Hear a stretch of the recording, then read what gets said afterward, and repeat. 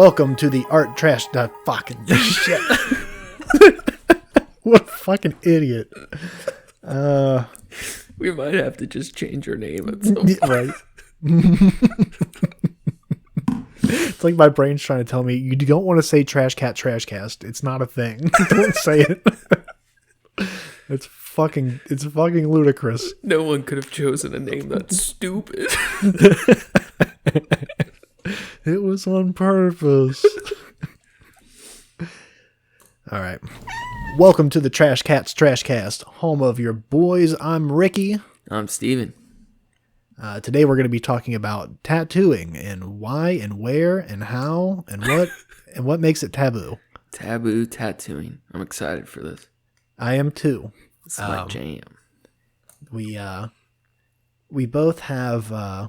I always like tattoos. I don't have any per se, but on the contrary, I know that Steven, you have. I got a couple. Just a couple. I always want more though, man. I got a decent chunk of my body, but I've always been obsessed with body modification, and it's played a big part in my life. So it's very exciting to speak at length about with you. So I'm looking forward to this one. We were just talking about the you said the addictive part of it, and it's a coworker of mine just told me earlier that they just got a new tattoo, and they were saying how they already have another one planned. They're definitely they use the word addicted too. I feel like that's the mentality of a lot of people that have multiple tattoos. Yeah, and I know we were speaking earlier. I've always, really liked the idea of like tattoos mean so many different things to so many people, but I've always really liked the idea for myself, at least, that you're crafting your suit of armor. You know, the scar tissue makes your skin thicker. You get to have some control over our stupid bodies, and it I don't know. There's something very special about it. And I think, with, a lot of people, it's one thing to just get, you get, symbolic, small pieces.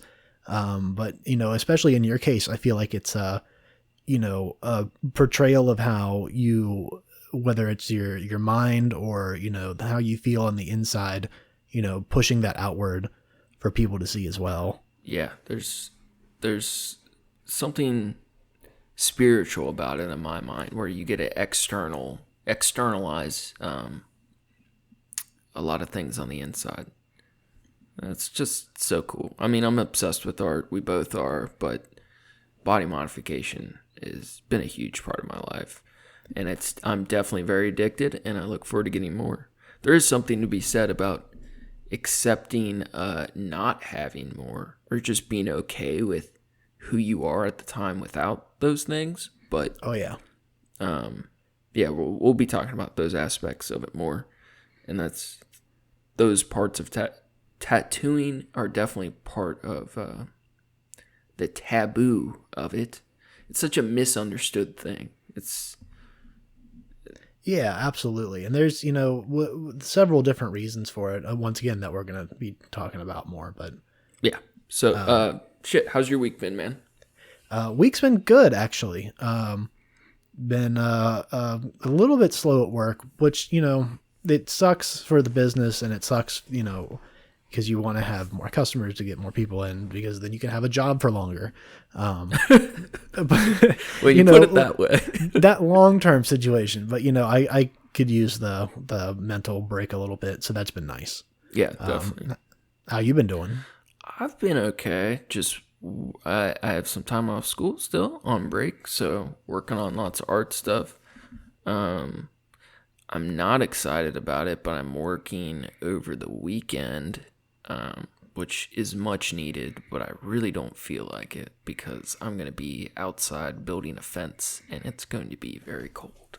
Oh, yeah. It's a good weekend to do it, too. I know up here, at least, it's supposed to rain pretty heavily, or possibly snow really heavily. I'm hoping it warms up a little bit, but I'll be outside using my PhD since I'm a doctor. as we learned in the last episode. I'll be using my PhD, which is also known as a post hole digger, to dig holes in cold ground. So, oh, that's so fucking good. Earning the big bucks. Do you have any honorable mentions this week? Yes. Since we're talking about tattooing, I sent you over an Instagram page. This is a friend of mine. I've known him for almost a decade, since I worked the counter at the tattoo shop he tattoos out of. It is called Skincraft, and his name is Josh Pfeiffer. His Instagram page is Pfeiffer007, Pfeifer007 on Instagram. This dude's super cool. He was always really kind to me at a time where I was struggling, and I got to work at the shop with him, and he does awesome old school and traditional tattooing, very bold, very clean work.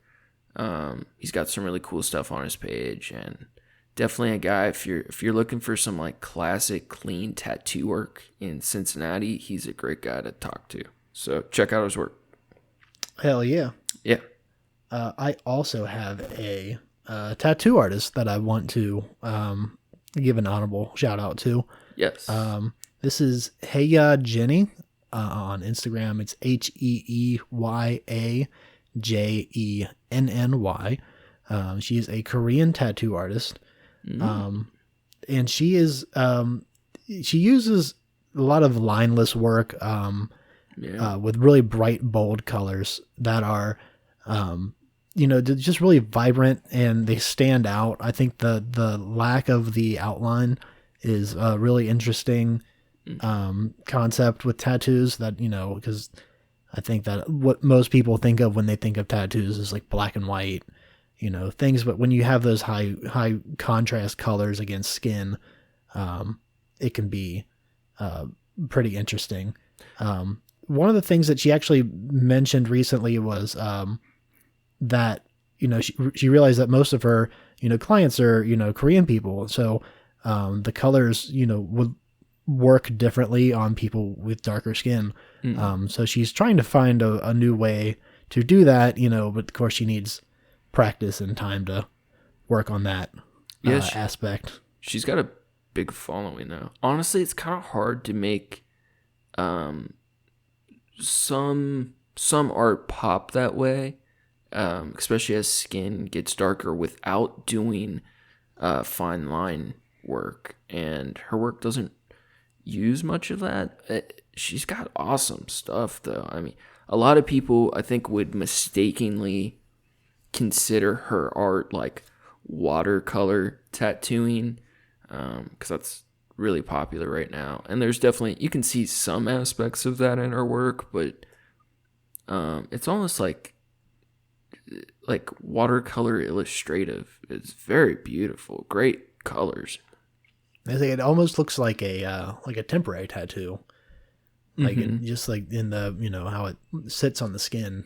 Yeah, and that's, for me, I tend to, with my own tattoos, I tend to go away from that often, just because I'm really rough on my skin, and sometimes stuff like that can fade quite a bit. But everybody wears their art differently, and I think what she's doing is super fucking rad. Yeah, definitely cool shit. Definitely give her a check out. Yeah. Very cool. So, like you said, today in particular, we're going to be talking about where places where in the history of where tattooing is, considered taboo, or in some cases illegal, and some of the laws and bylaws that restrict people, restrict artists from practicing their craft, or just legislation that keeps them from doing things the way that they want to do it. And why they're so misunderstood. Yeah, absolutely. Yeah. The history of like why people have this hesitation to accept people with tattoos, or accept that it's, a legitimate art form. Right. So usually, it's a lot of religious stuff, or there's some other reasons with criminality and stuff, but we'll get into all that. Yeah. A lot of stupid misconceptions. Right. And we're here to set the story straight. You heard it here first, folks. Tattoos are art. So some of the countries we're going to be talking about today are places even like Denmark, Turkey, Iran, Sri Lanka, the Emiratis, North Korea, South Korea, Vietnam, Thailand, just to name a few. Yeah. There was a amazing breakthrough just recently earlier this year where Japan made tattooing legal. The Supreme Court ruled that it is legal for people to administer tattoos without a medical license. Usually you would have had to go to a doctor to legally get a tattoo. That's so wild. Like, I knew it had been illegal for a long time, but I would have figured by now it was legal because the Japanese culture has had such a big influence on tattooing. That's so wild. Apparently it wasn't very, strictly enforced. Yeah, exactly. Yeah. So interesting. People kind of did whatever, but yeah, that was all that. Yeah. Hey, that means you could have been a tattoo artist in Japan. Oh, that would have been fun. I am a doctor, so could have. I don't know. Shit. Do you want to take us through the history, or do you want me to do it? I'll start us off. All right, get us there. Throughout all of mankind's history, we have always altered our bodies. I think we all can understand that, or we've always wanted to mark our bodies, and sometimes that's unintentional, but it's just a thing throughout humans' history. Oh yeah. I used to write on my arm and my hand during elementary and middle school. I got in trouble for that a few times. Dude, that was the best. I love that shit. Hey, fuck a notebook all day long. So, the basics, all right? A tattoo is a form of body modification where a design is made by inserting ink, dyes, and pigments, either indelible or temporary, into the dermis layer of skin to change the pigment. The art of making tattoos is tattooing. Thank you, Dr. Steven. Anytime, sir. There are many forms of skin marking. I think we talked about some of them, such as scarification, branding, and piercing, but tattooing is the most common. Now, yes, the branding thing, man, that's the one that it's such a... Boy, it hurts like a motherfucker, though. It does. I've got third-degree burns on both my arms and my hands, and I would never, ever pay someone to do that to me. I've never paid anybody. I've done it to myself quite a bit. I've done it to a couple other people. I think it looks cool when it's done right, when it's taken care of properly and all that. Like with the intended look, I think it looks cool on other people. I'm not interested in that one myself. I'm definitely interested in getting tattoos at some point in my life. But yeah, boy, that's the thing with branding is, like, both scarification and branding don't often turn out how people are expecting them to. And scarification, there's a lot of big risks. I had a buddy almost die after getting an infection, and his scars looked like shit afterwards too. Oh. And then branding is just it just doesn't often heal how people want it to. It can be beautiful though. I've done a decent amount of both. I will say branding, I like being burnt the least, but it just never healed how I wanted to. I probably would have done more. But that's a hard stance. I like being burnt the least. Yeah, that's the least. If you're gonna hurt me, please don't burn me. Right. So tattooing has been practiced across the globe since the Neolithic times, right? Thank you. Yep. I edited the notes a little bit. We see this in evidence of mummified preserved skin, ancient art, and archaeological record. Preserved tattoos had been found on mummified remains. Um, sorry, I'm looking at Utsi. Is that how you say his name? Yeah, Utsi. Go ahead. Utsi the boy. He so Utsi was a kick-ass find in science. He the mummified corpse they found in the Italian Alps. Yeah, embedded in glacier ice in the Alps. He had 61 tattoos. All of them, a lot of them they thought were being medical procedure markings. I found that pretty cool. Although they found some that were like in his chest more recently that they thought, kind of took away from that theory. But then they went back and they said, well, we don't know if he had something that wouldn't have been, captured by the preservation of his corpse. He did unfortunately die from an arrow to the shoulder, but that's unrelated. So cool. So he had 61 tattoos they know about, and he was dated from 3250 BCE. And at the time, he was the oldest known tattooed mummy that had been found. And since we found many other older examples of tattoos being preserved and discovered today, but he was kind of like the one that first proved that tattoos had existed since early in mankind's history. That's so cool. Yeah, really sick, and I was really interested. I was excited for the fact that we'd be able to talk about him, Otzi, today, because I remember when I first heard that they had found him and found this body, and they are trying to date him. And first it was like a couple thousand years, and then they realized it was much older, than that even. And I think that's such a cool thing that we started to do research on this, and he came up almost instantly. I'm like, oh wow, that's really sick. It's so cool.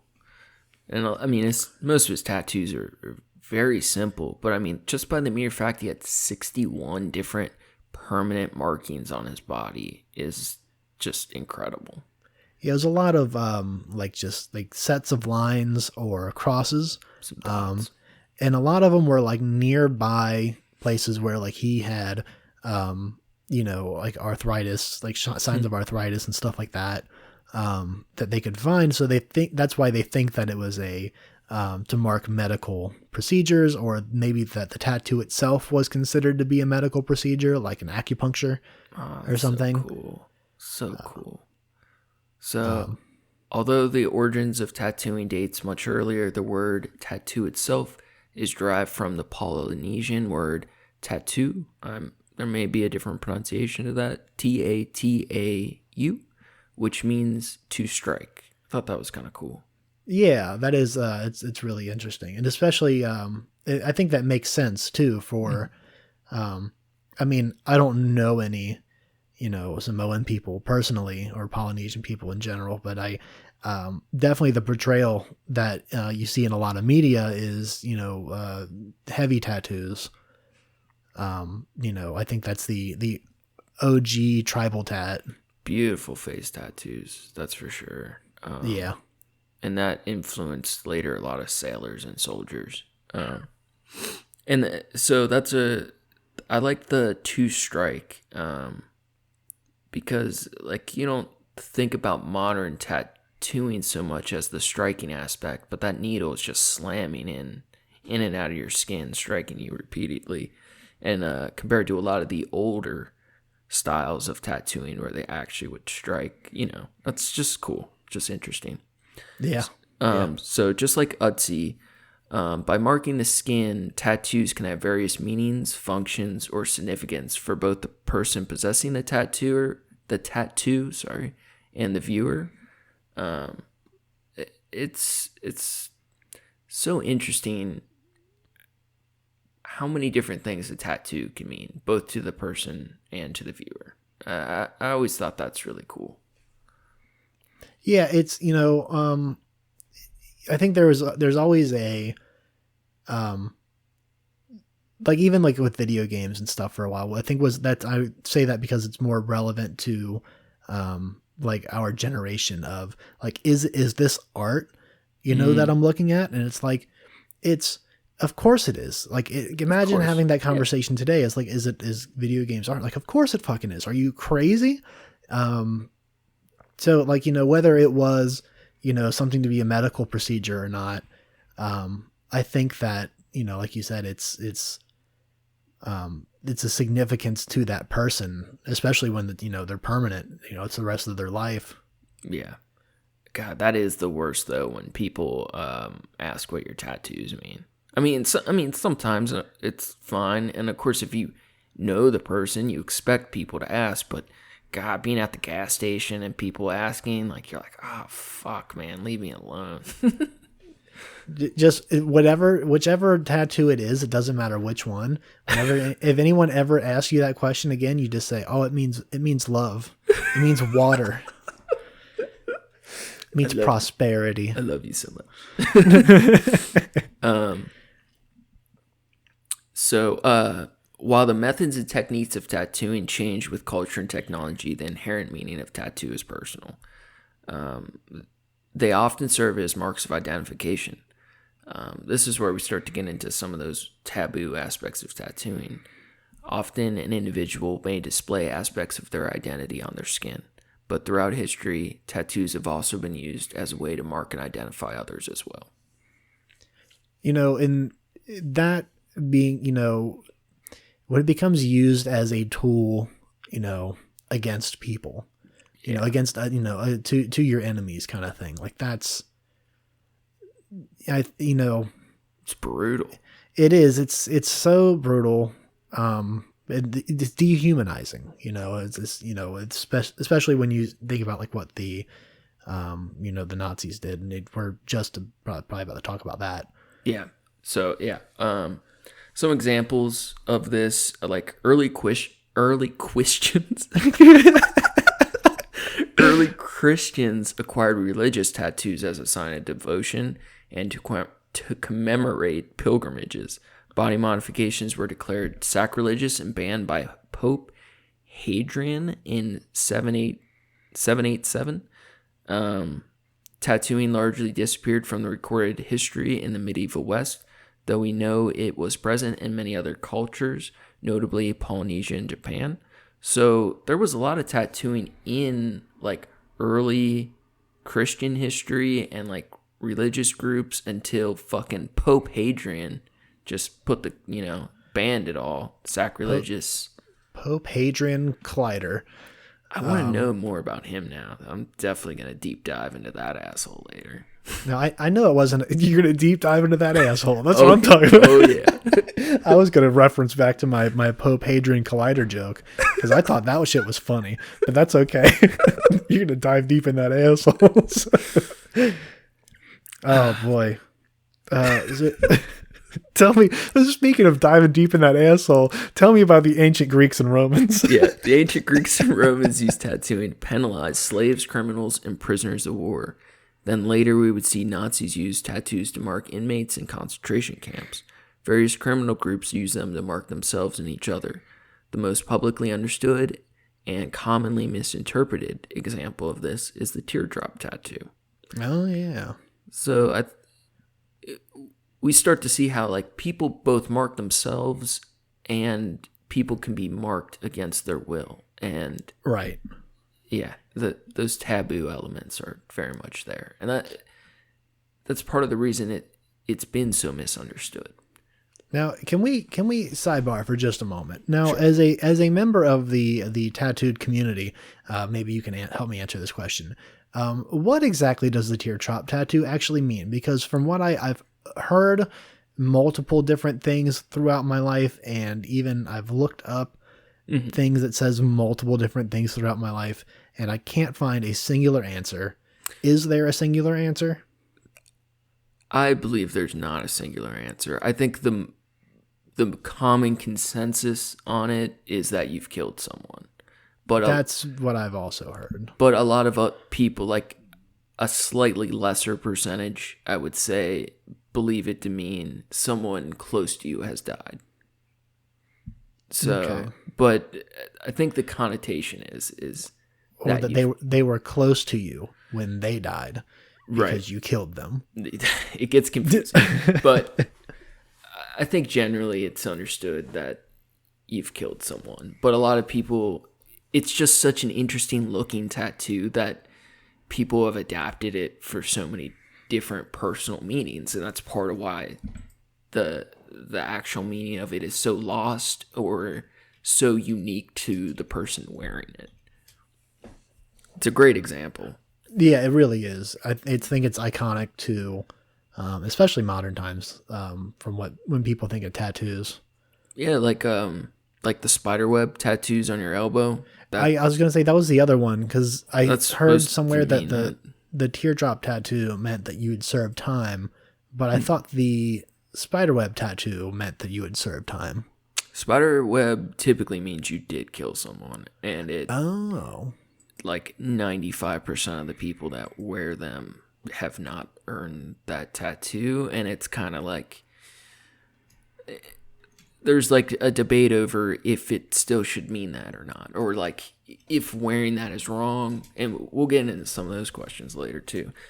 But it is very confusing. It's I just kind of think it means whatever you want it to mean as the wearer. But we start to see sailors and soldiers from European countries would often return home with new tattoos. And by the 1870s, tattoos had become fashionable among some members of the upper class, including royalty. So that makes a lot of sense how tattoos spread so much. These soldiers go out to foreign lands and they see people that are different from them with interesting markings. And over time, those soldiers and sailors, pirates, whatever the fuck, start coming home with their own version of tattoos. Yeah, absolutely. You when you go somewhere, you bring a little piece of that back with you. Yeah. Even today, I feel that when I go to other countries and stuff, I feel that. I think someone said the quote was, you find pieces of yourself in other countries when you travel, you find other pieces of yourself. I like that. Yeah. Pieces you didn't even know were there, kind of thing. Yeah, exactly. Yeah, and that's why like pinup girl tattoos and things were so popular, because these soldiers wanted to have a reminder of what was waiting at home, or a person they love, kind of thing. Oh yeah. So while tattooing is more commonly accepted today, it is still very misunderstood, and the stigma that tattoos are of a lower criminal class can still be seen across the world, where tattooing is still illegal or taboo. So I feel like it's a pretty good intro into what we're going to be discussing more of. Yeah, absolutely. Cool. So, tattoos are illegal and taboo in all these different countries for so many different reasons. You have this awesome list up here, and it's just so wild, man. Yeah. So what I put together here was a list of the kind of rules and regulations regarding tattoos in a lot of different countries. I'm sure this isn't all of the countries that have either strict or strange or taboo laws. Right. Or regulations on tattooing, but these are the ones that come up the most as I was doing the research. So one of the ones that actually surprised me a lot was in Denmark. It's one of the only places in Europe to actually have regulations on where you can put tattoos, or some places are like you can't have them younger than 18, but Denmark's got the strictest, which is it's illegal to give someone a tattoo on your head, neck, or hands. Illegal. Yeah, it's illegal to give someone a tattoo on their head, neck, or hands. Which I think is, it's definitely constrictive. I get where that comes from, right? I understand what they were thinking in a way.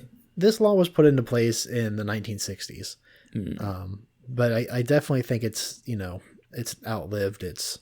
The youth of Denmark has to be getting tattooed, though. Oh yeah, absolutely. They are, and it's up to the discretion of the tattoo shop if they're willing to do that or not. But from what I understand, they're also, people will still give tattoos on the head, neck, and hands in Denmark. Yeah, and that's something we'll see in all these countries. The people that want these tattoos are not going to stop just because it's illegal. If anything, it makes it that much more of a reason that you have to rebel and do it. I wonder what they do. Like, I could see them making it legal for shops to knowingly do those tattoos, but I wonder if what they do, like, I think it's just the country with those tattoos, or like. I think that's fine. From what I read, that it's totally fine. You can have tattoos wherever, but if you're caught giving them to someone, it's a more of a slap on the wrist for the shop. They get a fine or whatever. Yeah, and we'll talk about that more with Korea, but it's the underground world of illegal tattooing. That's such a like shady business to be in. It's so fucking cool that people are rebelling in those ways, but man, that's rough. Yeah, it's the scary part of like when they have to go underground. It's like it restricts their ability to get utensils and clean supplies and stuff like that. And that's you're putting people are more at risk because they don't have all the safety precautions that are easier when it's legal, basically. Right. Next on the list, I got Sri Lanka and Thailand. It's illegal to get or have a tattoo of Buddha, particularly like any religious iconography. Is frowned upon, but in particular, Buddha is they're so fucking stupid. Well, religious bullshit. Exactly. It's a restriction because it might hurt people's feelings. Right. Pope Hayden and Buddha hating tattoos. Well, Buddha didn't hate the tattoos. It's the I don't know. I think he did. Buddha, you're on notice. You're on notice, Buddha. Someone's gonna get real mad. In South Korea, it's considered South Korea and North Korea. It's considered a medical procedure. So you can only do it if you have a doctor. You can a medical license. You can only administer tattoos with medical license, which is fucking crazy. Like, are you gonna go to the doctor to get a tattoo? Or I mean, I guess that would mean that former doctors can open tattoo shops. Hey. I'm a doctor. There you go, man. You're good to go. I don't think they there are exceptions that way with medical license things, but from the interviews I was watching on the female Korean tattoo artists, I believe they don't really there aren't many medical exceptions that are allowed. Most of their tattoo, that it exists as a possibility, but most of their tattooing is done in the shadows. Yeah. That was the vibe I got too. Yeah. Because there's an enormous amount of tattoo artists. Even if you go online, if you just even Google Korean tattoos, you're going to get a list of like the 10 best tattoo artists and like check out these new upcoming South Korean tattoo artists. Right. And it's all legal. It's so weird. It's $1 billion a year industry. It's like, right. The fuck? It's like so much power to those artists. That's so cool. Yeah, absolutely. I thought this was interesting in North Korea. If you have a tattoo, like it's not illegal to have a tattoo, so long as it is promotional to the state or the government. Something about the supreme leader, with no religious iconography besides. The Kim family, or the Il family. I mean, that's so fucking stupid. Yeah, that's ridiculous. I bet some people do it too, just because they want to be able to get a tattoo, even if it's not what they really would want it to mean. Right. The and then there's like military things too. Like it's got to bolster the military and stuff like that. Right. In the following countries: Malaysia, Saudi Arabia, Yemen, Afghanistan, and Pakistan. It is legal to have religious iconography.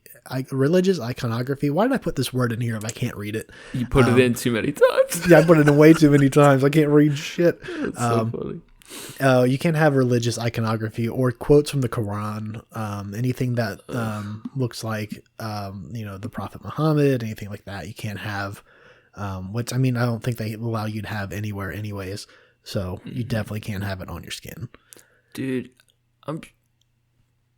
I don't know how to say what I'm trying to say, but I'm sure you remember those stories of the comic artist being bombed for doing comics of Muhammad.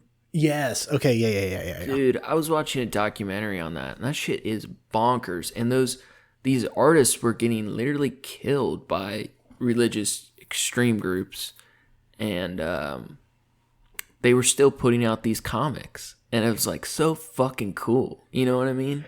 Yeah.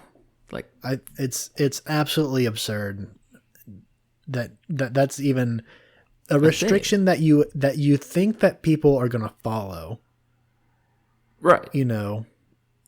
It's one thing to say, like, if you don't follow, or if you follow that religion, to say, like, I have to follow these rules. But saying, I follow this religion, so you have to follow these rules. Mm-hmm. It's so fucked. There were some, like, weird examples of it also, because, like, a lot of European schools had decided they were going to teach about freedom of speech by referencing the comics about Muhammad and citing examples of these artists being killed. And so all these teachers were teaching it to their students, and that was very controversial, because then they're teaching these young children about freedom of speech and using examples of like religious groups blowing people up, and how, like, it was contrary to freedom of speech. But because these but the documentary I was watching was like, some of these teachers were also assholes about it. Like, it was like government mandate that we're going to teach it this way kind of thing. Oh. And I had mixed feelings about how they discussed it. I think some particular teachers were really cool, but then teachers started getting killed for teaching. Of course. Yeah, it's like, Jesus fucking Christ.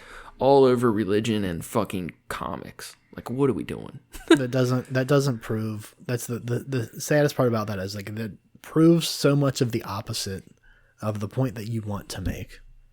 To react violently in that situation, doesn't make that, your argument stronger. It weakens your argument. Yeah. Especially when it comes to, being holier than thou. And speaking of holier than thou, yeah. I was going to say, in Dubai, so the law is that it's legal to have visible tattoos. Illegal? Apparently illegal to have visible tattoos. Did I say legal? I believe so. I may have heard wrong. But I think you want these things to be legal. Yeah. I'm trying to will it into the way. Hell yeah. It's illegal to have visible tattoos, although apparently that's not very enforced. They usually only apply it to, like, holy areas or, like, sacred spots or something. Gotcha. But if you're just in the city or whatever, apparently you get away with whatever. Yeah. In China and Cuba, you can have no religious or political iconography or propaganda. Wow. Germany and France, it's very taboo to have political tattoos, which, I mean, they're, the only other ones besides Denmark that are in, that area. But it's not even like it's illegal. It's just like, oh, really? That's kind of weird. Well, I think part of what your research may have been referencing is both Germany, France, there's a huge problem with white nationalist, right old shit. Where you're probably right on that. They either have old Nazi tattoos, like new shit of it, or like there's this big black sun, white supremacy bullshit. And So a lot of the people there are a lot less understanding of tattoos because you have these real shitbags fucking ruining it for everyone, you know? Yeah, we were talking about that recently. My dad and I were both talking about the like they don't have like statues of, like we were talking about like the Confederate tattoo or statues thing, where like what's part of our, these people are arguing it's part of our history or whatever. It's like they don't have statues. I keep saying tattoos. Why the statue and tattoo? They don't have statues of Hitler up in Germany. Like they don't, the Nazism shit, like they're really, they're pretty strict on that shit. Yeah. About like, don't bring that shit back here anymore. Like get that the fuck out of here, and I get that like people will try to say like the, freedom of speech thing, but freedom of speech is, I don't know, maybe this is some hot button topic that I should say for a different thing, but I don't know. I think freedom of speech is, it shouldn't include hate shit, especially when it's, hate shit for things that people can't control. That's fucked up. Nazism is fucked up. That's wrong. It doesn't belong in any place where you're trying to make a free culture for everyone to feel safe. That's fucked up. Yeah, no, I'm with you. And fuck those stupid statues and their stupid history. Yeah, fuck that shit. Fuck your rebel flag. Get that shit the fuck out of here. Fuck out of here. I do really like... All right, so one idea I've heard that I thought was a pretty good middle ground to figure out some of those issues is to do like graveyards. It's just let the white man be free. And that's what you're going to say. Jesus. You got me. Dude, but I like this idea though, to have graveyards of all the old racist bullshit statues. I can see that. As it's like a museum, if you would. They're all put in one area. It could be done like a museum, but it's like an outdoor graveyard of all your stupid fucking statues. And if and if people want to go, do graffiti on it or vandalize it, throw flaming bags of shit at it all the time, that's whatever. That's just going to happen. Yeah. But if you condense them all together like that, it makes it easier to fuck them all up at the same time. Yes. So I'm into it. I thought it's a pretty good idea. No, yeah, it's a good compromise. That's for sure. Yeah. In China, this is interesting. It's illegal to show tattoos on TV. So like anytime you see actors in a show or like a live performance or anything, they always cover up any tattoos if they have them. Also interesting note, they ban hip hop culture on TV in China. And I'm not sure if that's everywhere in China or in most places in China, but they don't show hip hop culture on TV in China. That's not to say that their culture, then in China they don't, a lot of the young people are into it. Yeah, yeah. But they're experts at controlling their media. They ban all kinds of shit. Chinese TVs are racist. Yeah. In Japan, I was trying to just keep rolling past it. In Japan, it's no longer illegal, but most businesses will refuse use service, like hotels and saunas and stores will, they can just stop you. They can just refuse to serve you, and as they have for years. That's the private business thing. Though a lot of saunas and places, bathhouses and whatever, they've recently started to let people with tattoos come in if they like put stickers or something over top of the tattoos. That's so goofy. It's really goofy, but I think it's at least a step in the right direction. Yeah, they're getting there. God, there were times where I had court dates and I had to decide how I was going to cover up my tattoos. Oh yeah. Oh boy. Put a bunch of foundation all over my face and wear some mittens. See, sir, these are my driving gloves. These are my driving gloves. Oh, you don't think it's a little cold in here? I think it's a little cold in here. I'm going to keep them on. Got a scarf on. Oh, shit. In Iran, tattoos are completely banned. So from what I can see, from what I can understand, you can't get one there, can't give one there. I'm not sure how they react to people coming through that, outsiders coming in. Oh, I'm pretty sure, and I'm not sure they're into outsiders at all. But they definitely, not happy about it. Not very frowned upon to have tattoos in Iran. Wow. I'd imagine there's some punishments too. For Yeah, some of those countries too. Yeah, I didn't see some It's of harder. Yeah, that's there's some of the case. yeah, it's case to case kind of thing. In a lot of places, like in the one in Sri Lanka, if you have a tattoo of Buddha, like they'll just send you home. Like just get the fuck out of here if you come through without it. You come in their country from somewhere else with a tattoo. Right. In Turkey, they recently in 2015 they completely banned tattoos, and the government is encouraging citizens with tattoos to have them surgically removed. Wow. Yeah, that's some batshit right there. Like that's absolutely crazy to me. They're like, the reason being that it's a religious thing. Of course. They're like, hey, you mutilated your body. Now we're going to mutilate it right off of you. Yeah, exactly. Now go mutilate it. That's what it was. It was a body, mutilation thing. And they were like, you did this to yourself. Now go, mutilate it again to have it removed. Which is just absolutely fucked up.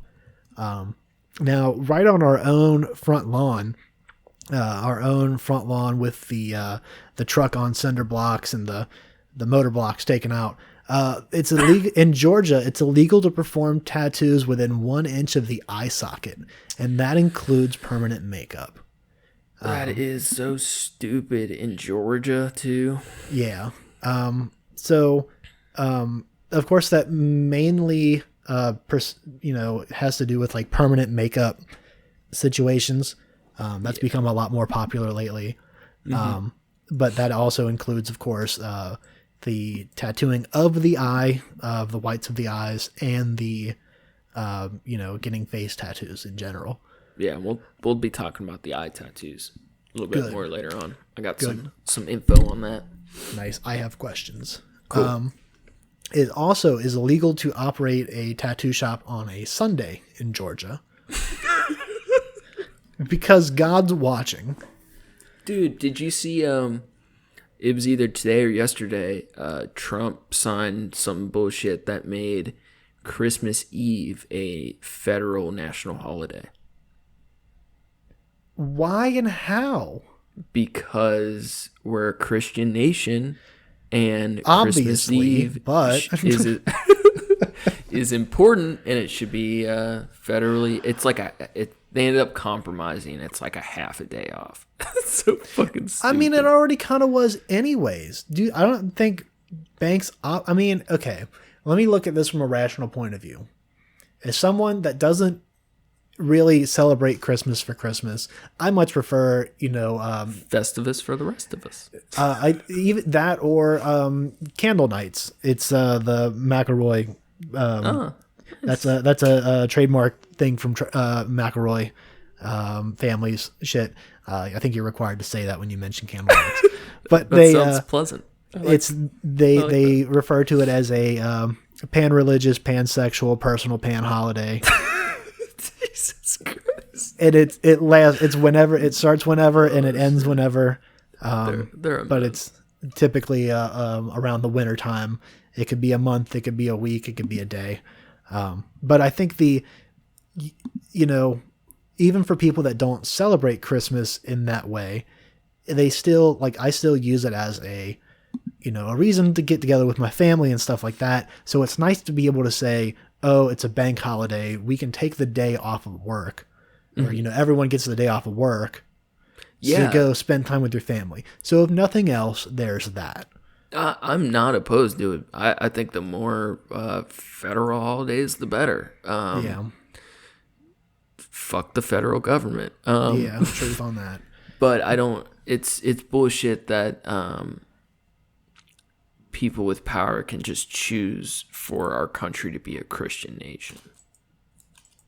and make Christian holidays, sacred. I'm not okay with that. Yeah, that part's pretty fucked. But that's such a bigger battle of changing the mentality of the people in this country. Which, boy, it's one of those uphill battles that you can look at and like someone's got to do it. Someone needs to fight this fight. It really needs to be done. That's what But fuck, man, I just want to go. I just want to go take a nap and chill, though. Like, I know I'm not gonna finish by myself, but fuck. The satanic groups are doing some good stuff for a while. I think they're still trying, but I know there's the whole thing. I think you and I talked about this. The statue, they wanted to put a statue of the Ten Commandments in front of the courthouse, and they fought to get a statue of Baphomet put up. Yep. Did they get that, or did they just not do either of them? No, they got it, and then I think the ultimate decision is they got rid of both. Like, the local government there decided they couldn't have the satanic Baphomet statue up, so they got rid of both statues. Oh man, see, that's the one I wanted to like pilgrimage to that just to look at it. Yeah, dude, like they did such cool shit. Like, Satanism is kind of stupid and will always be looked at as a joke and not very serious. But some of the groups of modern Satanists are doing really cool political work. In 2019, an American film documentary about the Satanic Temple, including its origins and grassroots political activism, was released. It is called Hail Satan? ? And it's about the story of getting that documentary, or that statue of the Baphomet. Nice. With the Ten Commandments. Very, very good documentary. Very interesting. Got let's see, one more good one on here. Also in the States, in the state of Iowa, if you're under the age of 18, it's legal to get a tattoo without your parents' consent as long as you're married. And that time I did mean to say legal. I know, I double questioned on that. It's absolutely legal to get a tattoo under the age of 18 if you are married and your wife says it's okay, or husband. To me, that just comes off creepy. It's very weird. Yeah. Ugh. I think in Ohio, you can get tattoos, I believe, before you're 18, but only like if your parents sign off on it, and I think sometimes they have to be there even. Can you imagine getting married before you were 18? Can you even fucking imagine? No, neither of us are married now. Making that kind of decision. Oh yeah, absolutely. I'm not married now. It's like fuck. I don't. I feel like to the listeners, there's probably a really obvious joke about why me and you haven't got married. And I thought I could make a joke out of it, and then I wasn't. I don't know. Yeah, neither of us are married to other people. Right. Oh, yeah, true. Okay, yeah. Let's see here. Yeah, so the main thing that we've seen here is that it's all a lot of, religious oppression. That's, not repression against religion, but religion's oppressing against other people from doing, this tattoo work. And, it's so sad because, there could be some really kick-ass tattoo artists, from, some of these Middle Eastern countries that you'll just never see.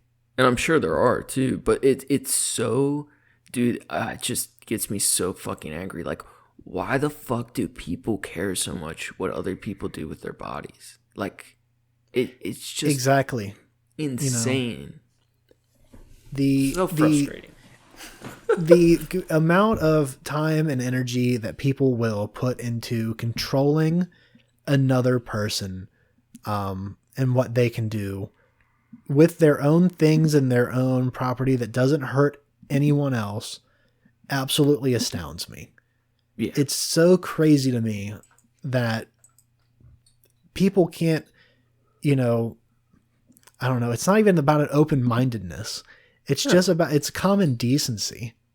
Yeah, like who the fuck is anyone else to tell you what you do or don't do with your body? Like it's just Like and that extends to so many different things past body modification, but it's gonna say like, with women and, birth control, rights and stuff, and like abortion laws and stuff, and like yeah. so many fucking men have such strong opinions on this, and it's like, this hasn't fucking nothing to do with you. No. Like you can't have any opinion on this. You can have an opinion, but it certainly doesn't matter. No, it's so fucking stupid. It's just so stupid. So every week I go see my therapist, right? And I have to drive past what is the place on Auburn Avenue in Clifton? Planned Parenthood. Yeah, I was going to say it and I held my tongue. Yep, I have to drive past them every week. And dude, every day, rain or shine, there are people protesting. Like, are you really? Yeah, dude, for like since I've discovered Clifton, there have always been people there. And it might not be a lot, but they take shifts and it's through different local Christian groups and shit, but they will all have signs. It's normally like 2 or 3 people at a time, but it's every fucking day. They have signs of aborted fetuses and they'll like yell shit and get cars to honk. So every fucking week before I go to therapy, I have to drive past this place and I always honk so they look at me because they get excited and then I flick them both off. Nice. And like, dude, I enter therapy like fucking like ramped up. Yeah, it's good start to your day. I'm like, oh fuck, we're going in today. I'm ready to go off on this shit. Yeah, oh my god, dude! Like my blood boils like driving past stupid shit. Like, I've passed there's a Planned Parenthood in Metro Detroit over here. Yeah, and I pass it all the time. Never seen anyone outside of it. That's good. Yeah, I'm pretty proud of that. But it's that same like mentality of feeling like you have to control people, that other people are evil or living their life wrong, and it's like, just fucking take care of yourself. Oh man, I could like, it makes me want to kill people, and I like have to like leave that anger alone sometimes because like shit like banning tattoos or controlling other people's bodies just makes me want to fucking lose it. Yeah, those are the things that, and I was just mentioning a minute ago that like having, the gall of somebody to feel like it's okay to, respond to, like, when someone has a opinion against yours, to respond with violence is such the wrong answer. It's a win in a certain way, but it's it doesn't change other people's opinions about how they feel. It's not through like, oh, I guess I was wrong then, I to decide with these people. It makes you look like, like you're fighting you dirty because you have to, because you're wrong, or because, you're trying to make up for being, not having valid arguments. Yeah, but there are such valid arguments for not, for why we shouldn't. We're getting real deep into this, but I think it's crazy that there's so many valid arguments why, people shouldn't have any control over what someone else does with their body. When it comes to, when you have these countries where their government is, intertwined. My cat's knocking stuff off the countertop over here. That's what sounds. Tippy tap. when you have these governments where their religion is intertwined with the way that they govern and with their laws and everything, that's somewhat different, and I can almost understand that because it's from a complete state. But when you have other countries where it's like their government and their church are supposed to be separated, and you can't in good faith say that there's any logical or way to control what someone else does because it offends someone else's religious beliefs, because it can't be against the law then. It's just these people got to fucking suck it up because, you have some satanic shit on, your body, or you have, a picture of their God on you. Like, that's so fucked up. So and stupid. It's like you can't, there's no argument that you can have that says that, that logically says, well, this is why, this is wrong. And it's the same to be said about, Planned Parenthood or not Planned Parenthood, but, abortion and things like that, where it's like you can't judge this this procedure because of, your religious beliefs or, these feelings that you have. That's not a thing that you can't, it's not about morals to them. It's about, this religion. And that's what makes me angry. Dude, religion makes me angry. So angry. And like you said, like, I think both of us feel it a lot, but like stupidity and religion in general, it makes me want to be like to respond violently. Like, it brings that level of anger out of me. And like you were saying, like, the best way to like win an argument is with a better argument. Yes, like that's the point I was trying to get to. I know it's a war of ideas, and the only way to win is to have better ideas. And like the perfect example is how the United States has responded to acts of terror. Like, oh yeah, as a country, we respond by committing more terror in other countries, and we make martyrs out of people, and you give them a real reason to fucking hate you. And it's all about ideas. And I always want to respond violently, and because I don't want to spend my life in jail without freedom, you have to try to win through ideas, right, instead of violence, which is fucking hard. Yeah. I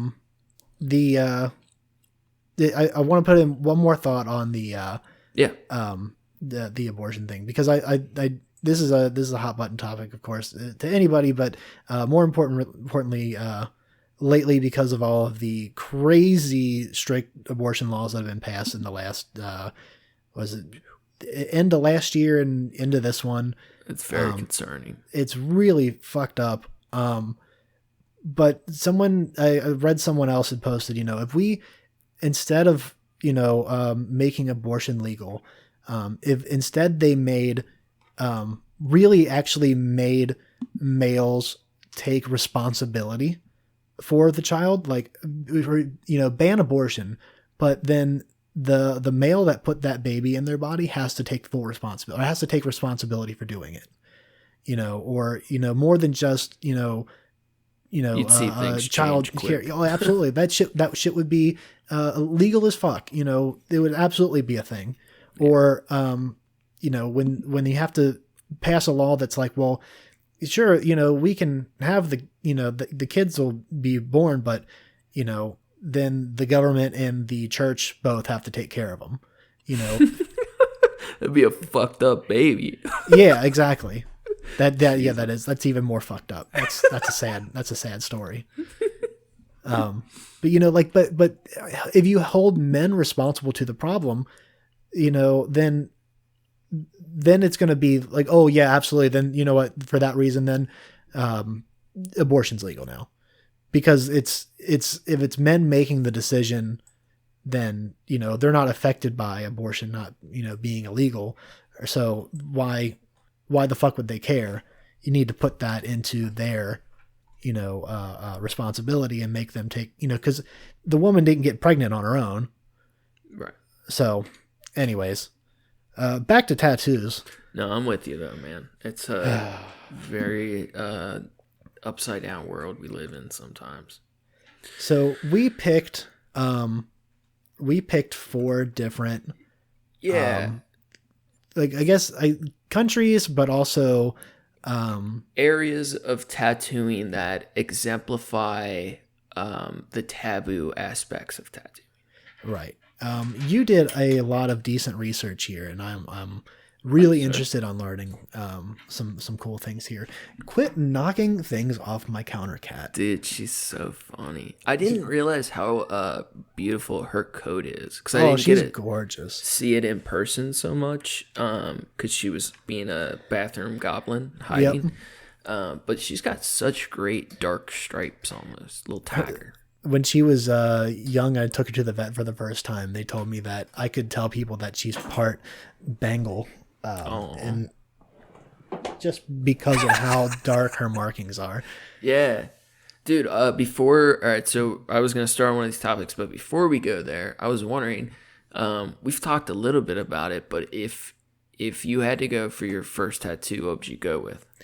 Oh boy. Putting you on the spot.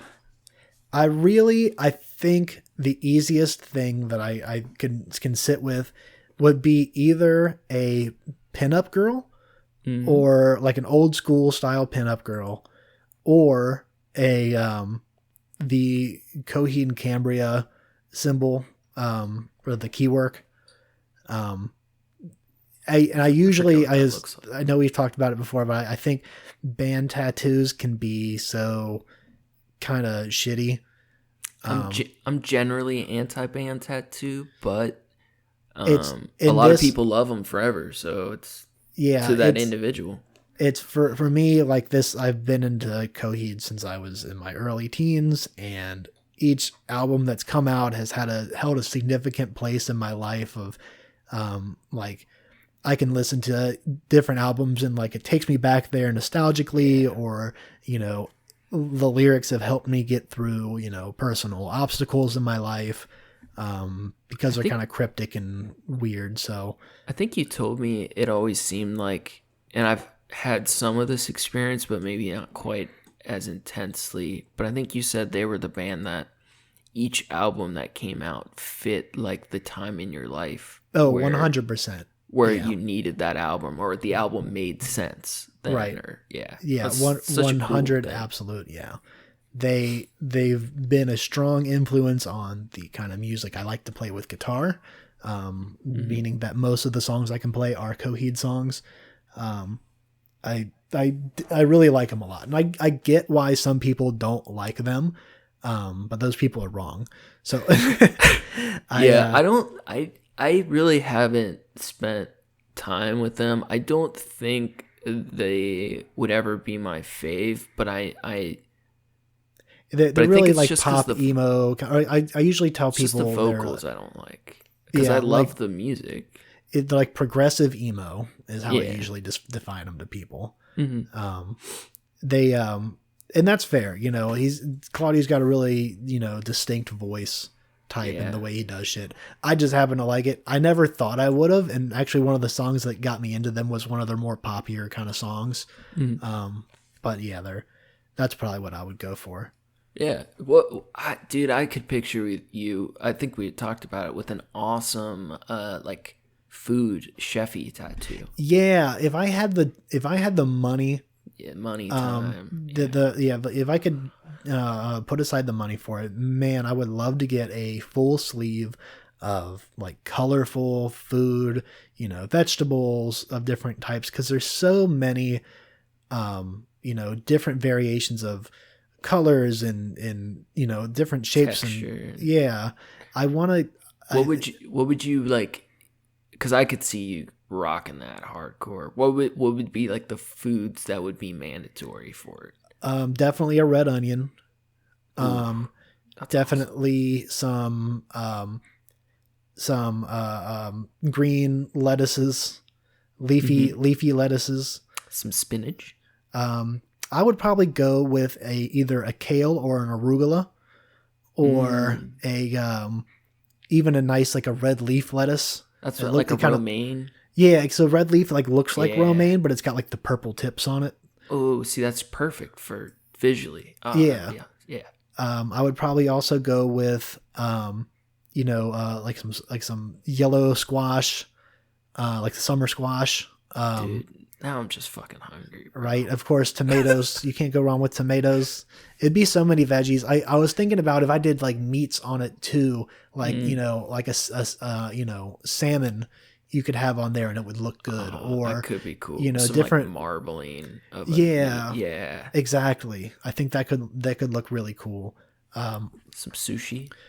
Yes, definitely sushi. That's one of my favorites to make, so I'm into that.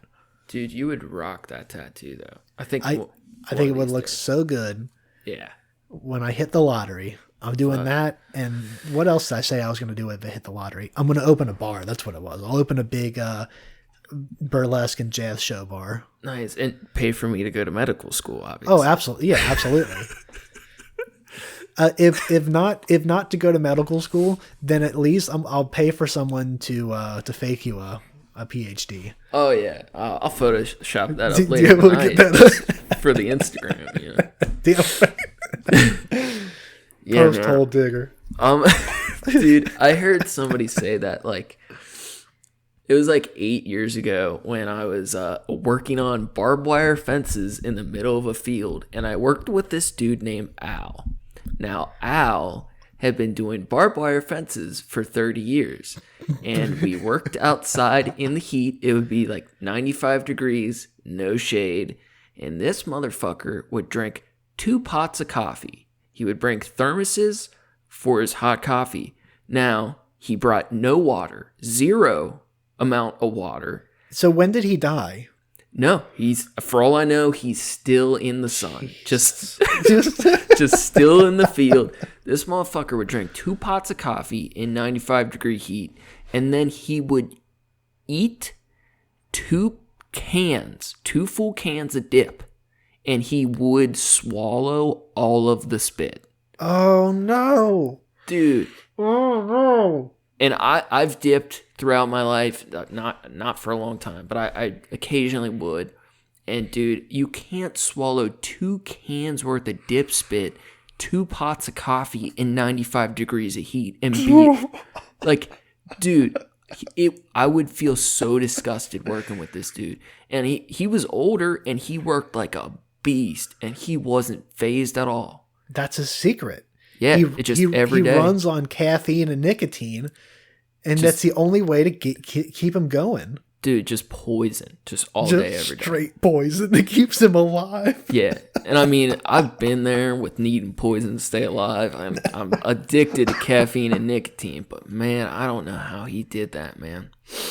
Jesus Christ. I always thought that was hilarious. But yeah, man, I'm always plotting my next tattoos or modification in general. Like I used to be super into the cutting, branding, those kind of things, and a lot of that was out of like self-mutilation stuff for me. And in the last episode we talked about painting with blood in the liquid diary and things like that. But especially like in high school, I had 21 facial piercings. And yeah, I remember that was fucking sick. I looked like a tackle box. And, but like as an adult, like there are healthier ways to express some of those things, and for me that has become tattooing. And I'm always thinking about what's next. And for a long time I was like really obsessed with the next change to my body, and it took me a while to get to that healthy balance. Like I always want to make another change, but I had to be okay with where I'm at now too. Mm-hmm. But I definitely got some things planned. I think I'm gonna be linking up with Josh Pfeiffer, who I mentioned on the honorable mentions, to have him do something on me soon. I got this black metal butterfly planned out. Yeah. Have the wings with eyes in them and have it being ripped apart. Hell yeah. That sounds really lame, but I have it drawn up very cool. I know regardless, I know your art and stuff like that. I know it's going to be sick. Thank you, sir. What I wanted to ask you was and this might be personal, so you don't have to answer. Go for it. If you could pick one to get rid of. No question. I don't regret any of my tattoos. That's clear. And that for me, that's how it is. I just don't regret any of them. But there's definitely a couple I would do differently. And I have one in particular that I think eventually I'll get covered up or potentially removed. And I really like the tattoo. It's just in the wrong spot. The tattoo artist is like, he used to be one of my closest friends. I still love him to death. He's done a bunch of my work, but he did this piece. I was working on a big chest piece, and he wanted to try out some new techniques, so he offered to do some free work on me.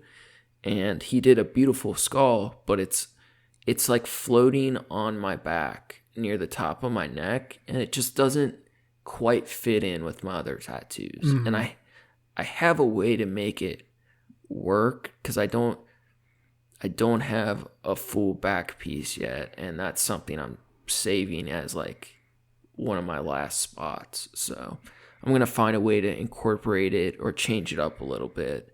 I don't think I'd really want to get it removed because I still love it, but it just doesn't fit me right yet. Nice. Yeah. I was hoping you weren't gonna say the Stay Cold.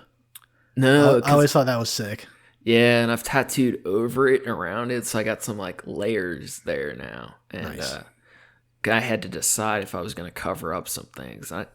Even the ones I'm not crazy about, it's like you said with the music, it reminds you of that time, and there's like spiritual feelings in my ink, at least, that I feel. Nice. Just important. My first tattoo, and like my fingers, which is what I get asked about the most, was in dedication to my best friend at the time, who I called my brother, who committed suicide. And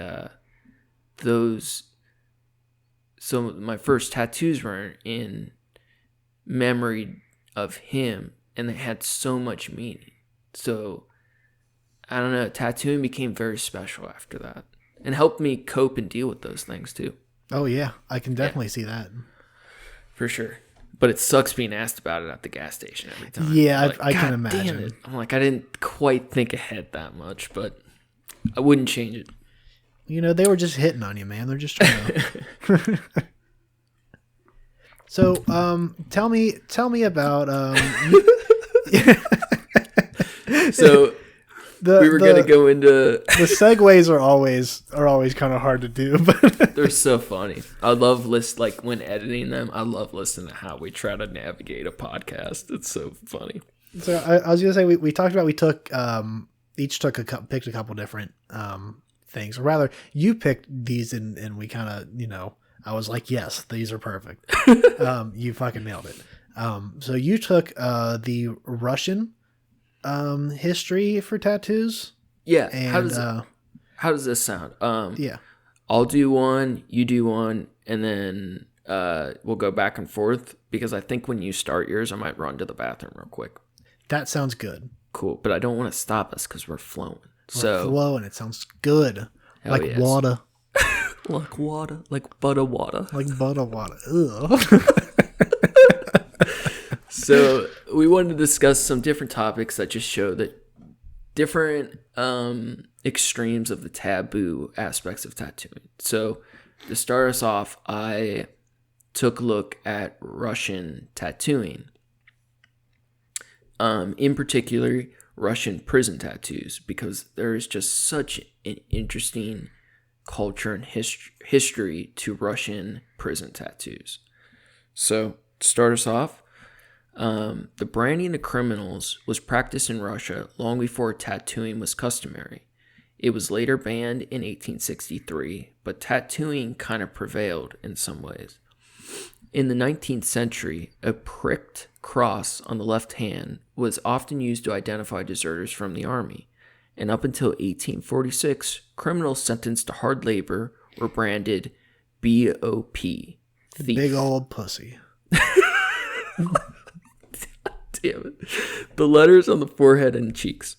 The brands were also applied to shoulder blades and the right forearm. So at this point, we have the Russian prison systems and government, like they were branding people who did things that were wrong. They were branding prisoners, thieves, people who deserted the military, those kind of things. Okay. So Russian prison tattoos got their true start in the 19th century when the government began tattooing the phrase KAT, and I may be saying those letters wrong. I'm not sure how that works with Russian. No, that's a KA and a T. KA and a T? in Russian, you're right. It might be pronounced differently, but I have no fucking clue. I'm very ignorant to the Russian language. I think it's beautiful. It's so interesting looking. It's got such a cool aesthetic. But they would tattoo the phrase KAT on the faces of those convicted of a crime and sent to jail. These were the first three letters of the word for hard labor convict. So all of these prisoners were getting their faces tattooed forcibly. And then this hard labor convict designate that they're going to be doing long time, like literal like hard labor, like they're going to be like, chain ganged and put to work. I don't know for sure at that point. It just says 19th century, but that happened a lot in Russian prisons. I think in general it meant that they're at least going to be a convict for a long time, and I think that often included hard labor. I mean, that's the Gulag, right? Yep, this is the Gulag prison system, like Call of Duty Gulag. Right. Gotta escape the Gulag. So this was slang term for the Russian word for criminal, and it was used to show society that the person wearing the tattoo had been to prison. It marked them as dangerous men and would help keep them separate from the rest of the Russian residents. That's an extreme fucking way to do it, that's right. For sure. So before too long, prisoners became proud of the marking, as it showed the world that they were not to be messed with. In the 1990s, prisoners began tattooing themselves with more complex images while serving their time, as they were determined to show the world who they were and not be pigeonholed by the government. They wanted to take the authority out of the hands of those in charge by making a practice that was intended as punishment into something that they were proud of and chose to do for themselves. And that, I think, is fucking dope. That's beautiful, man. Right. To take the thing they were doing to treat you as an animal and make it yours as a beautiful expression of who the fuck you really are and not what they think. Now, of course, this is a much more, extreme version of the comparison I'm about to make, but it makes me think of what we were talking about with Claude Monet, where impressionist was a term of an insult. Yeah. But they were like, no, we embrace that. We're gonna lean into that. And I think that attitude is similar, even if the idea is so much more extreme and life changing. Yeah. In this spirit of rebellion is what Russian prison tattoos were all about. And to me, it's very inspiring, and it would influence some of my own tattoos as well. So nice. These prison tattoos were soon banned by the authorities, and they were forced into the unsanitary underground, created with whatever tools that were available to prisoners, including ink made from burned rubber, from boot heels mixed with their own urine. And that is... Jeez. That's not uncommon for prison tattoos in general. A good way to make shitty ink is using ash and water. I've played with that myself. It doesn't work the best, but they were forced to do it any way they could. And as terrible as that is, it also makes it special, Right. See, the piss, though. Yeah, whatever you can get, but it's typically antiseptic. So prisoners would use urine in order to gain whatever available antiseptic properties that they could, as they wanted to avoid infection, and that often is a problem with tattoos that aren't done in sanitary conditions because people like prison wardens make it illegal. So The prisoner receiving the tattoo must be the one to donate his or her own urine for the process, or risk being labeled homosexual by the other inmates, which was not good at the time in a Russian prison. Oh, yeah. A complex prison hierarchy arose in the form of a gang known as thieves-in-law, and the members used tattoos to communicate rank and levels of respect. Tattoos were used to maintain control of the weaker prisoners through intricate language of tattoos. And there also was a bunch of other information. There was, I believe the Russian word for bitch is suka, and there was this thing called like the Suka War, the bitch wars, and it was like over like prisoners were dividing themselves in their own groups that they differentiated between tattoos, and it was like I don't fully understand what happened. I don't want to like fuck it up, but it seemed like there were groups of people who were like the real hardcore people, and then the people that they considered Suka, and they marked themselves differently, and it helped further create different gang systems. The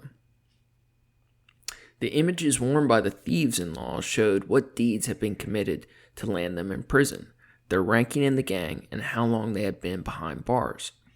The more tattoos an inmate had, the longer that he had been in prison, and the more respect that he received. So that's not uncommon. Yeah, I can say that being, shown in modern time too. Yeah, but what's so cool about it, as we'll get into, is the specific art and symbols they used is just so complicated and beautiful and interesting. They just are very intricate. Tattoos became very important amongst the inmates, and they had to be earned. If a new prisoner was brought in and known to never have served time, yet wore the markings of the thieves-in-law, they were usually killed on sight. Jesus. And if they did not live up to the beliefs of their tattoos, they would be forcibly removed with a brick or a razor. That's fucking hardcore. With a brick. So often, apparently, that when these dudes were showing up new to prison, like, they'd be questioned immediately in a lineup about their tattoos, what they've done, where they served their time, if they still held and lived up to the beliefs of their tattoos, and if under questioning they were found out not to, they were just fucking removed on sight. And that's a brutal process. I actually once watched a dude removed a tattoo with a cheese grater. Oh. Did not go well. It looked pretty funny though. Oh, Jesus. Oh, Jesus, dear God. He got most of it off. Oh. So, different tattoo designs were used to convey different meanings, giving the prisoners a silent language amongst themselves. Tattoo artists were also held in high regard, so sometimes that was considered a sacred position. But what I really think is so cool about the Russian tattoos is their specific meanings. Like,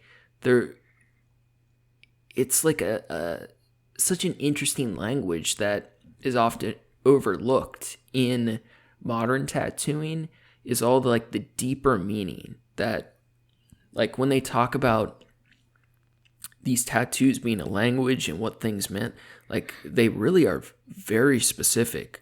For example, if you had a tattoo of a church or a cathedral, they were used to convey that the prisoner is wearing this image because he is a thief, and churches are usually placed on the chest, and under the number of cupolas on the building itself indicates the number of times the inmate has been to prison before, one dome for each sentence.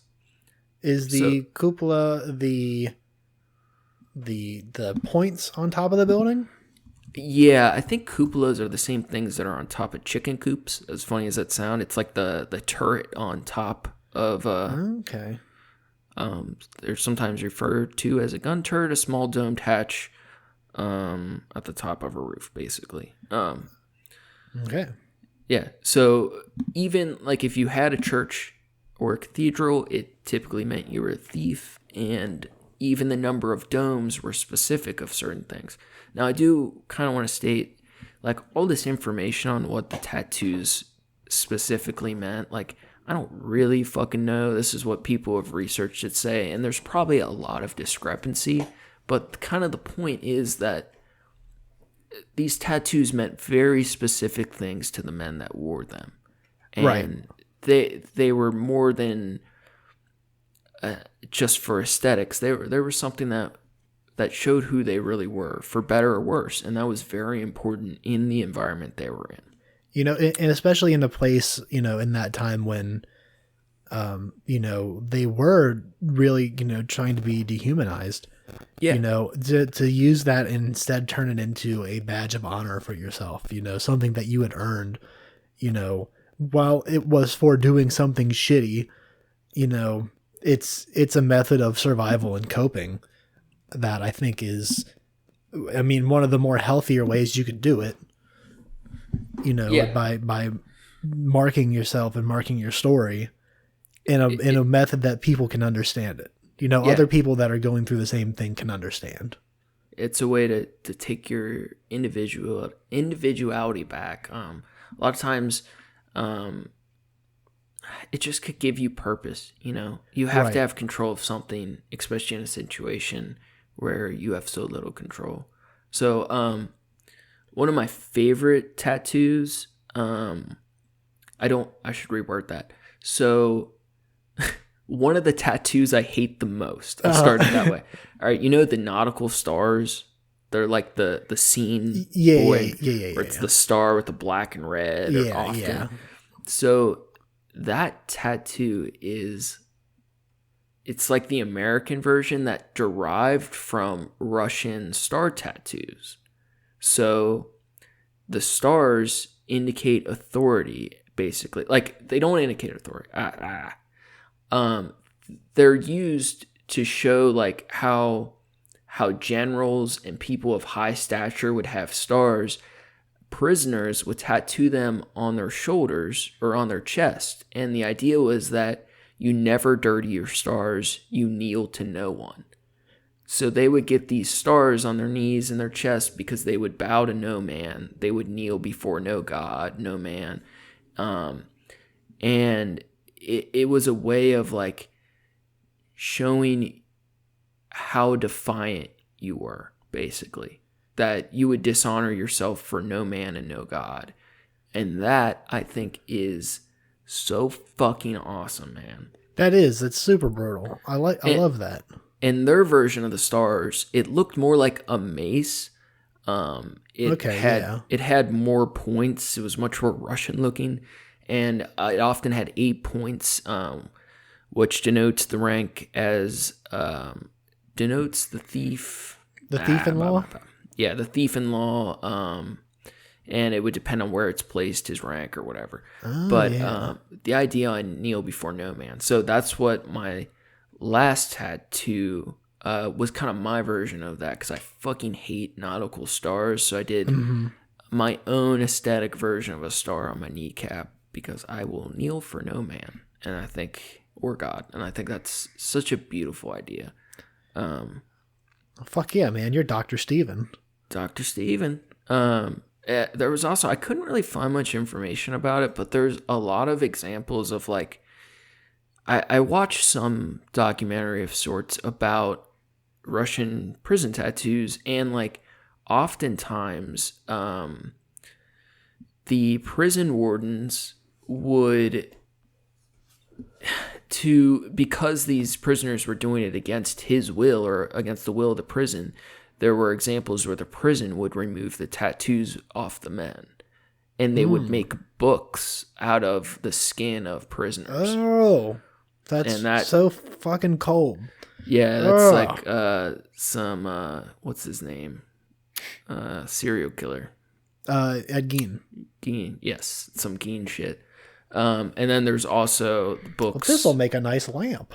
Yeah, and there were also books of tattoos throughout history in general, used by like scientists and collectors based on preserved mummified tattoos. But the Russian prison tattoo world was especially brutal, and I love the rebellious nature of it.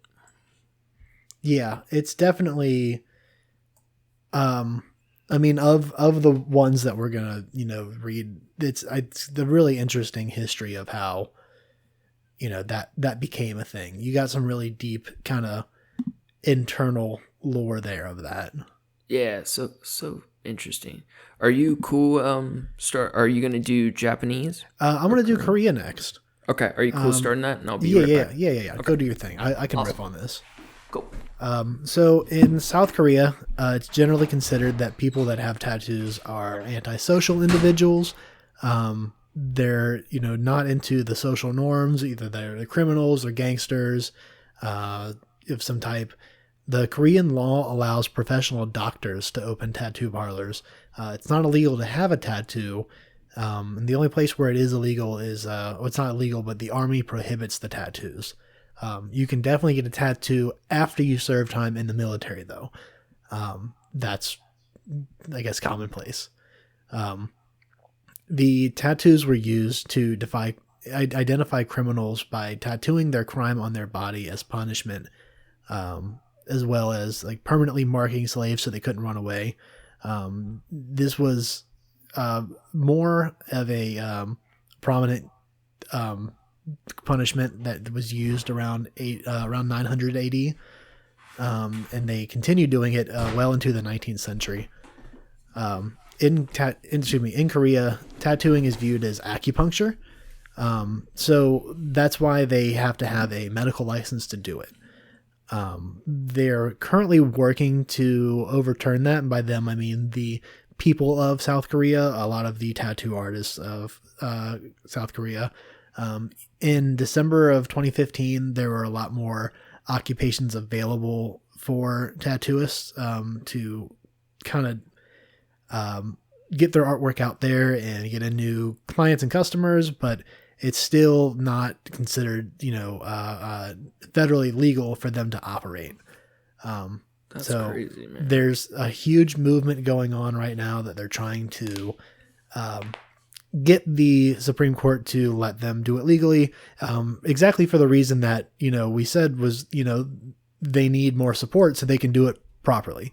There's these wonderful artists that just need a place to, or a way to operate, correctly, because they're operating anyways. Yeah. Because they're amazing artists and they're That's just their doing passion. their art. Yeah. So what was really cool about one of these interviews I watched was it was all about Korean women tattoo artists, and these women were just so tough and fearless. And this one woman in particular, she spoke a lot about how dangerous it was being a women artist in this field, because so many people, because she couldn't do it legitimately, would try to take advantage of her or her work. And it, it makes, it's just like criminalizing drugs. The things you put in the shadows are, so much worse than when it's in the light. Right. Absolutely. Yeah. So that's kind of what I had for Korea. It wasn't nearly as in depth as the other one, but definitely. I was gonna save the Japanese study for last because it's Okay. Cool. I think the Yakuza whole body tattoos are that's so iconic to even the history of tattoos in general. Yeah.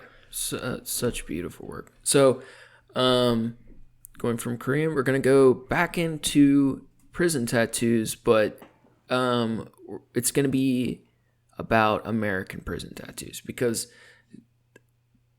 the tattooing that happened in American prisons, especially during like 70s, 80s, 90s, it had a big influence of how we think of tattooing today. So we'll start during the early 1890s. This is when the tattoo machine began to make its rise within the industry. Prison art began to grow exponentially in popularity. Inmates would mock up crude representations of early tattoo machines utilizing sewing needles attached to some form of a handle to apply ink.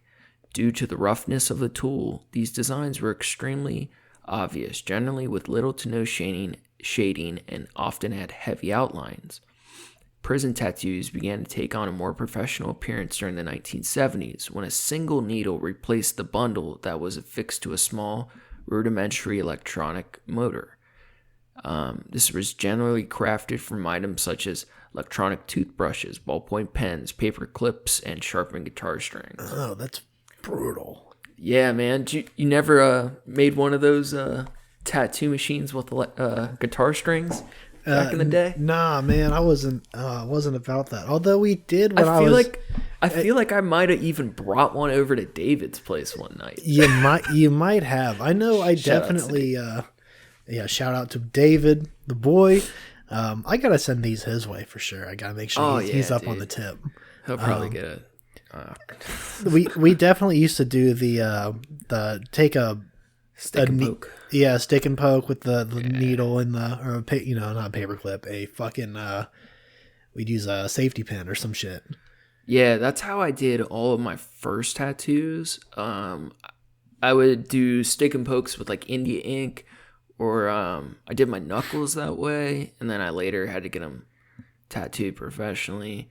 But also like a really easy way, like it's overlooked, is just like an X-Acto blade, like scarification with rubbing ink in it. I did see that. I saw when I was reading some of the the Greek and some of the Middle Eastern tattoos even that came out, was they would cut themselves and then rub ash into it.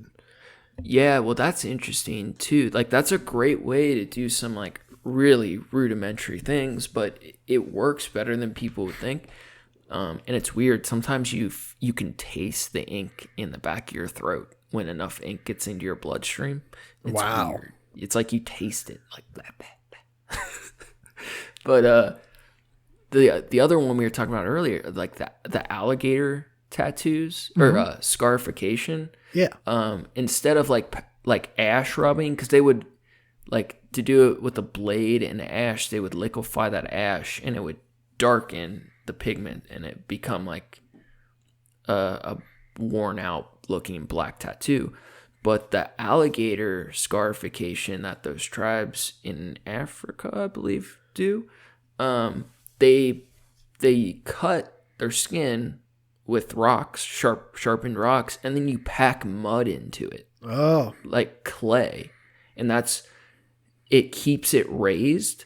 And then they would use smoke and other methods to inflame it to keep it like infected, so that the mud in it would help thicken the keloids. And you can like repeat that process to get that like heavy textured look of the scars.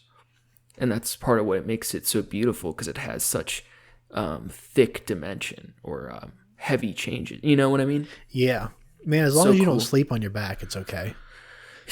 I tried to do mud packing on myself at one point, and it did not work well and is super sketchy. But they had it figured out better than I did. So in the American prisons, we see a lot of like scratcher technique. But at the same time, this is when a lot of people were figuring it out. And because of how prisons were, you see the development of single needle tattooing. And that becomes very important. And we'll get back to that shortly. It was thanks to this new method of applying prison tattoos that we saw the birth of a new style. Oh, here we go. Simply called fine line tattooing. And that is a huge part of modern tattooing today.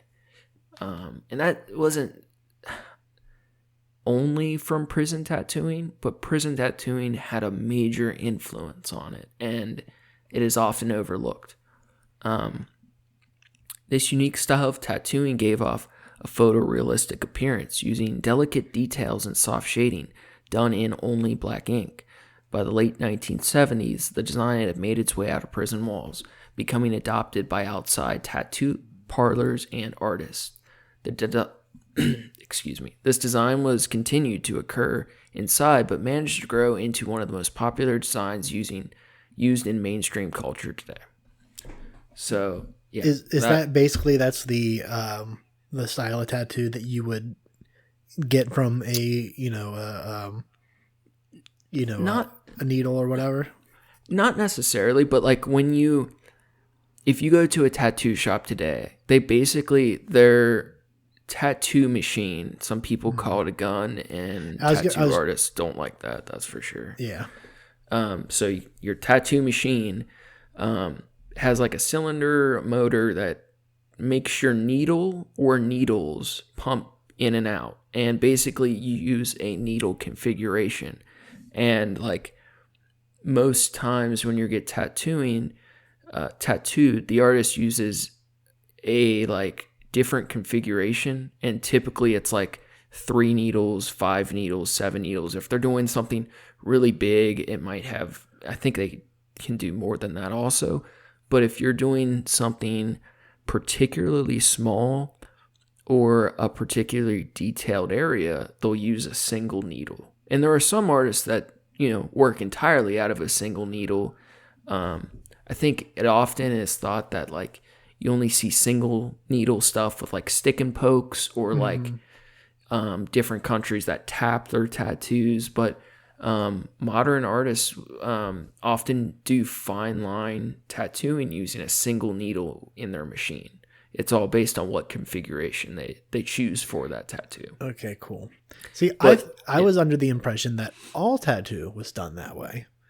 No, they typically do 3 or 5. Besides the tapping and stuff like that, the old school methods. But I thought all the tattoo machines had just the one needle. So that's really cool that they have the multiple configurations and and they can be in different brushes, shapes and stuff. Yeah, that's exactly what they are. And your ink is like your paints. Sometimes they dilute them, mix their own shades, whatever. There's so much room for individuality in the medium. So one of the important features to note about these tattoos is the fact that they were actually deemed illegal in most prisons. No surprise there. Right. The main reason this practice has managed to continue at such a steady stream is due to health reasons. The prisons basically found that this was a major risk of spreading disease. Primarily hepatitis C was increased by inmates being forced to hide the practice. While it is still punishable, most places, both then and today, they'll like remand you and take your shit, confiscate it. Sometimes you'll get in additional trouble, but it's also like, at least in the 70s through 90s, it was pretty known this was going on. I think now they might be harder on prison tattooing, Yeah. Because they understand the risks of it more. Exactly, yeah. I've seen a ton of bad prison ink. Oh, God, yeah. There's so much bad work out there. But there's some people that, it's easy to say, like, oh, that's so stupid, or, like, all prison ink is bad. But it also, there's some talented motherfucking artists in there. And yeah, I think especially if you're doing it with makeshift that's where it tools sucks. And stuff, like that's like if you're doing quality work with makeshift tools, like that's even more impressive to me than giving someone a high quality tools and them succeeding with it. And that being said, like I've seen a lot of shitty tattoos that didn't happen in prison. Oh my God, dude. That make you think like, wow, like what were you on that, like what did they use to you? Like, how did you let someone mutilate you like that? Yeah. I mean, you paid them money for this. Dude, as someone with tattoos, I really truly believe there's nothing worse than like bad tattoos. Like you don't have to like someone's tattoos, but if you can tell it's done very poorly, that really fucking sucks. Yeah. That's just bad decision making. But these tattoos in U.S. prisons, I think they're just so important. Many would say it has to do with the fact that tattooing restores an inmate's lost identity, that upon entering the system, they are stripped of all individuality and relabeled a convict. causing an internal war as to try to find their true self once again. And I think that cannot be understated. In prison, you're just a fucking number. Someone says when you do what, where you do it at, and a lot of people felt that by expressing themselves on their skin, that tattooing reestablished some form of individuality. Nice. Others will say that they help you to remember people on the outside, places or events in their lives. They may do it to remind themselves of obstacles they have to overcome still. You see a lot of that with like the demons and clowns and shit like that. Sometimes it's just like an ode to your past self, you know? But while there are those who utilize tattoos to take back their independence, there are those who use as a method to show brotherhood or gain acceptance into a gang or society. And that's where a lot of the stigma of tattoos also comes from. Yeah. You know? So kind of while we're here, I feel like this leads to what we were talking about earlier, the eye tattoos. Yes. So this is very interesting to me because when I was younger, because it was like brand new when I was first getting tattooed, I always really wanted at least one of my eyes tattooed. And now I don't think I would do it, and not because I think it looks bad or anything. I think I love it all the same, but because there are serious risks. Oh, yeah. And they've gotten a lot better at it. There's less risks than there once were, but there still are a lot. And the reason this segues from prison tattoos so well is because a lot of the start of eyeball tattooing happened in prisons. So I think that's really cool too. So eyeball tattooing is not necessarily a new phenomenon, as records indicates that they go back as far as 150 AD. Wow. Dude, I couldn't believe that. This dude, Yeah. Galen, a Roman physician and philosopher, was practicing the procedure, specifically known as corneal tattooing, to hide how do you say that? Leucomata of the eye? Leucomata? What is that? Is that the corners? I have no fucking idea, but we have the power of the internet, and I can find it up. I can find it while you continue to read. Yeah, help me out, good sir. Except so, word. Corneal tattooing had existed throughout history. The actual dyeing of the white of the eyeballs is a new procedure that was first performed in 2007. So, to clarify, it had been done previously in early history for what seemed to be medical reasons. We'll never fully know, but it was also done to some success in the free world by like the experimental fringes of body modification, right? So there were some people that were having success with it as early as 2007. But while there were some people doing it kind of successfully, it became most known and gained the most popularity in 2010 by a pair of inmates in a Colorado prison, which is so cool. Yeah. So, in 2010, two inmates, David Bolitas, I'm saying that wrong, and Paul Inman created their own strategy to tattoo the eye. David, 27, who's currently in jail for white collar crime, was the first to have his eye worked on. Paul, convicted of conspiracy to commit murder, assault, and arson, was reluctant to get the tattoo. Perhaps the lack of arts and craft classes led to the eventual agreement. Oh my God, what a stupid article. I can't believe somebody wrote that, and I read it. You're just passing it on, brother. Whew.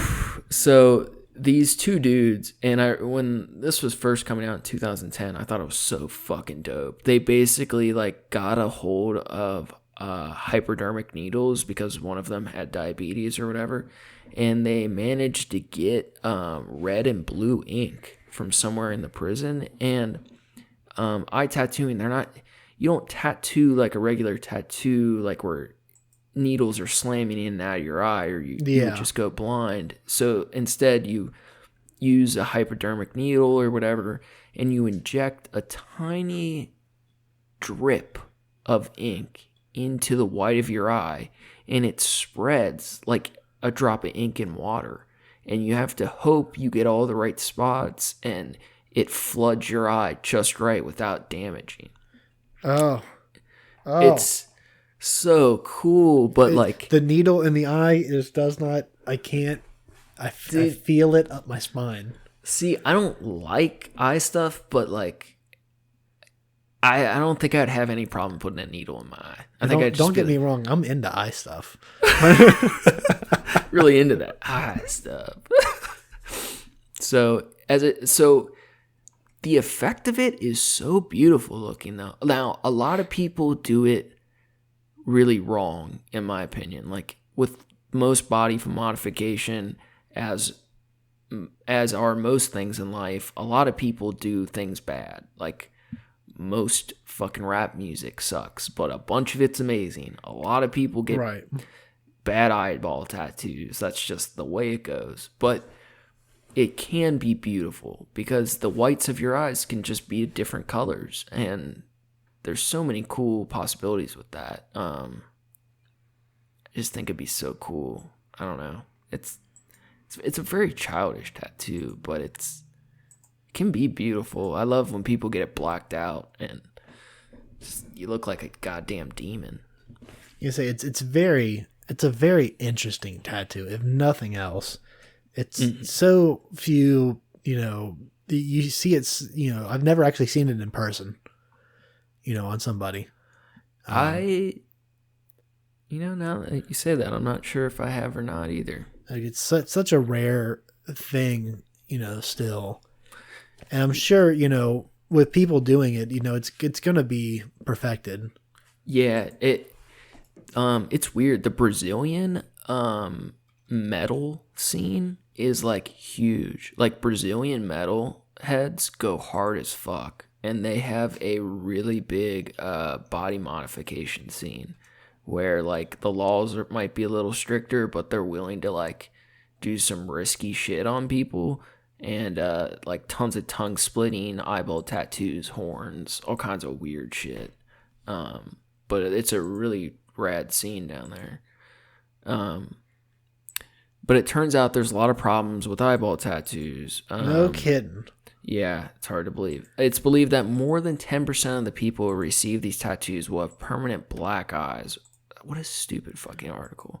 That's not realistic. What happens is some of that ink often gets settled under the eye, and some people go fully blind. Some people, the ink just goes to places you don't want. Sometimes you'll have spots in your vision, and repairing any damage is unlikely. Steven, cut out of the call. We were talking about how there might be issues with the ink Blindness. Settling. Yeah, with putting needles in your eyes. Needle into my eye. Man. While you're looking this up, while you're gonna continue, I wanted to say I did look up the medical term there. It's just a white scar tissue on the eye. Oh, so I guess maybe like glaucoma things. That Roman physician that was doing eyeball stuff back in 15 AD. Maybe it was like doing that eyeball stuff that I like so much. Yeah, that goopy eyeball stuff. So, last thing I want to mention on U.S. prison tattoos is, dude, I feel like you've seen it. This is like my favorite, like not just prison tattoo, but just one of my favorite aesthetic and symbolic tattoos. The 5 dots, where it's 5 dots in the shape, like each corner of a square and one in the center. Mm-hmm. It's one of my favorite fucking tattoos. It's usually on the outer surface of the hand between the thumb and index finger. Excuse me. The tattoo has many different meanings in different cultures, and this is where it's problematic. But it is typically meant like each dot in the corner is the corner of a room, right? Like it's symbolic of a corner of a room. So you have a room and you have the dot in the middle, which is the person. And that's typically meant that the 4 dots represent the walls of your prison and the inner dot represents the prisoner. And I think that's I think that's so beautiful. And it doesn't, to me, I like the idea. It's not even about the prison part. It's just like the battle of an individual in their own mind, you know? Mm-hmm. I don't know. No, I like that one. It's a simple one. I got obsessed with that, but it's one of those ones that can mean so many different things to different people that I don't think I would want to have it on me because it could, someone who's been to prison might interpret it wrong, kind of thing, that you're wearing it. You know what I mean? Right. Supposedly, and I purposely decided not to research this because I found this part on Wikipedia. Supposedly, Thomas Edison had this pattern tattooed on his forearm. That's fucking bonkers. Which I think is just so funny that I didn't want to know if that was real or not. Yeah, I'm down with just believing that. But seriously, I really love the idea of that tattoo, that, you know, life is your 4 fucking walls and you're the person inside trying to battle with your mind. Yeah, absolutely. The problem with it is gangs later did kind of pick up that tattoo. You know what I mean? It's like the okay hand sign bullshit. You know what I mean? Yeah. So shitty. So that's it for U.S. prison shit. I'm excited for what you got for them Yakuza boys. Yes. So actually, I've always loved the idea of the traditional Yakuza full body tattoos. Even like my dad told me that he's never had tattoos, and when I was young, he always told me he wasn't into tattoos so much because he worked manual labor his whole life, and he the scars that he got from working on different things, like those were his tattoos, if you will. Cool. Those were his markings, and he was proud of it. And I shared that sentiment now that I also do a lot of manual labor. Definitely. But one day it came up in conversation, and he was like, if I was going to, I would get that done. That's, that kicks ass, he's also, way into the Japanese culture kind of stuff like I am, like the symbolism and stuff like that is really important with these. But for anyone that doesn't know, many members of the Yakuza they have full body tattoos, including in their genitalia. These tattoos, they're known as irizumi in Japan. It's still often hand poked tattoos. So the ink is inserted beneath the skin using non-electrical handmade and handheld tools with needles made of either sharpened bamboo or steel. The procedure is extremely expensive, painful, and it can take years to complete. Definitely. Irizumi is actually just the Japanese word for tattoo, but it does refer typically to a distinctive style of tattooing. But it can also be used as a blanket term to describe a number of tattoo styles that all originated in Japan. Gotcha. But all forms of irizumi are applied by hand. They use wooden handle and metal needles, usually attached with silk threads. And the methods also require a special ink known as Nara ink.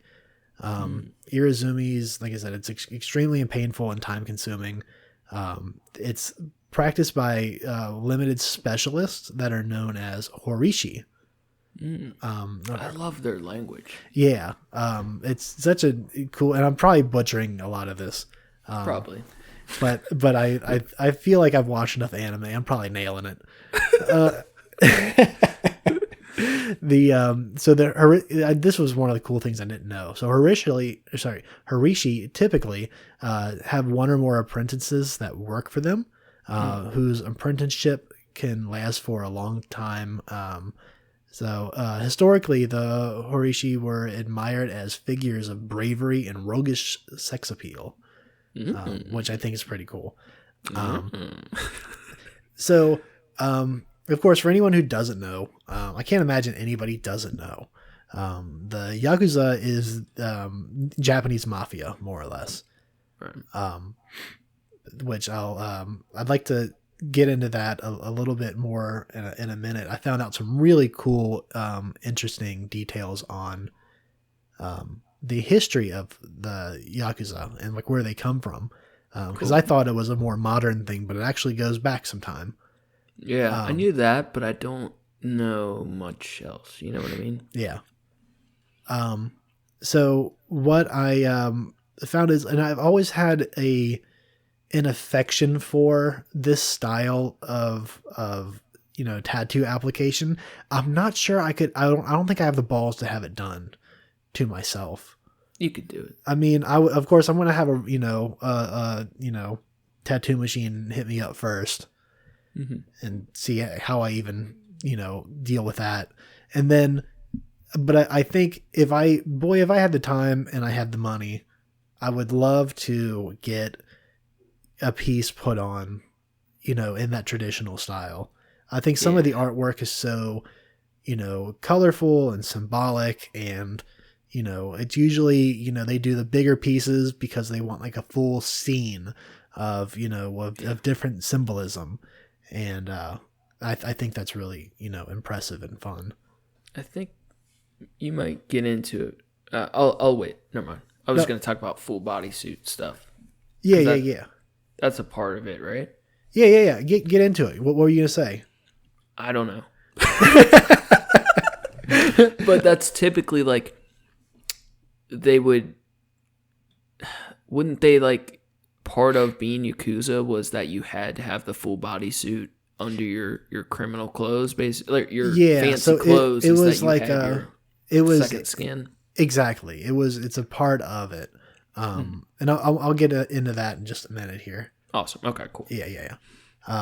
So around 1868, the Japanese government outlawed tattoos, and Irizumi took on the connotations of criminality and delinquency. It led to a considerable stigma against people with tattoos, and tattoos including in modern day Japan. Most tattooing for spiritual and decorative purposes in Japan is thought to be to go back as far as the Paleolithic period in 10,000 BC. Wow. Which, absolutely fucking wild. So some scholars have looked at pattern markings on statues and on faces and bodies of figures from that period that they think they represent tattoos, but not everyone agrees on that.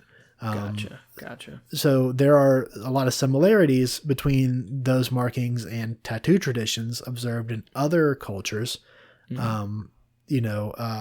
So there's still a lot of evidence that this is true. In around 300 BC to 300 AD, tattoo designs were seen by Chinese visitors. So it's those kind of designs were thought to have spiritual significance, also showing like a status symbol in your community, which goes back to kind of what we were talking about, like even in African cultures, they use body modification of a sort to show status and show your prowess as a provider. So I think that's even it might even be as a spiritual thing, I would imagine, in those settings as well. I know that. I'm pretty sure the alligator scales were a ritual that meant you were now a man, kind of thing. Like so it definitely makes you a tough motherfucker for dealing with it. Damn straight. But it's so cool how each different tattoo or modification can mean so many different things, but it's whatever it means to the specific people, it is very important, and it's just so beautiful. Yeah, and it's sad that people, can feel so negative about it just because of some of these connotations. And it's like almost, I mean, like, I guess within time, it is over a long period of time, but it's like, it's really not that long of a time where people were like, oh, Right. this is negative now. And why the fuck do people have to hate somebody who looks different? I don't know. Like, I feel like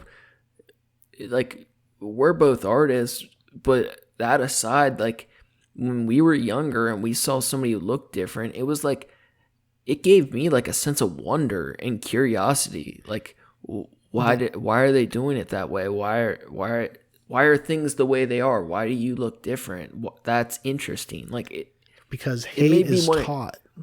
I know, dude. It's just, it's so unfortunate. It just really fucking sucks, man.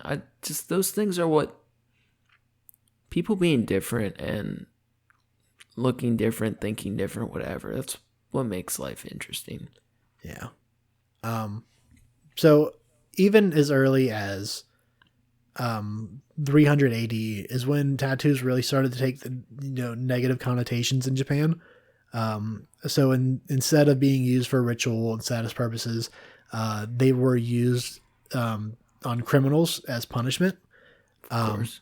So yeah, it gets around there eventually. Yeah. So now there were practical reasons for that because they didn't have like digital records. Exactly. DNA. Yeah. There are reasons, but you got a pedo, you gotta put a little star on his head or some shit. Yeah. No. There were like reasons that made sense, but it still is like incredibly brutal. Yeah. And then it led to these negative stigmas also. It's confusing.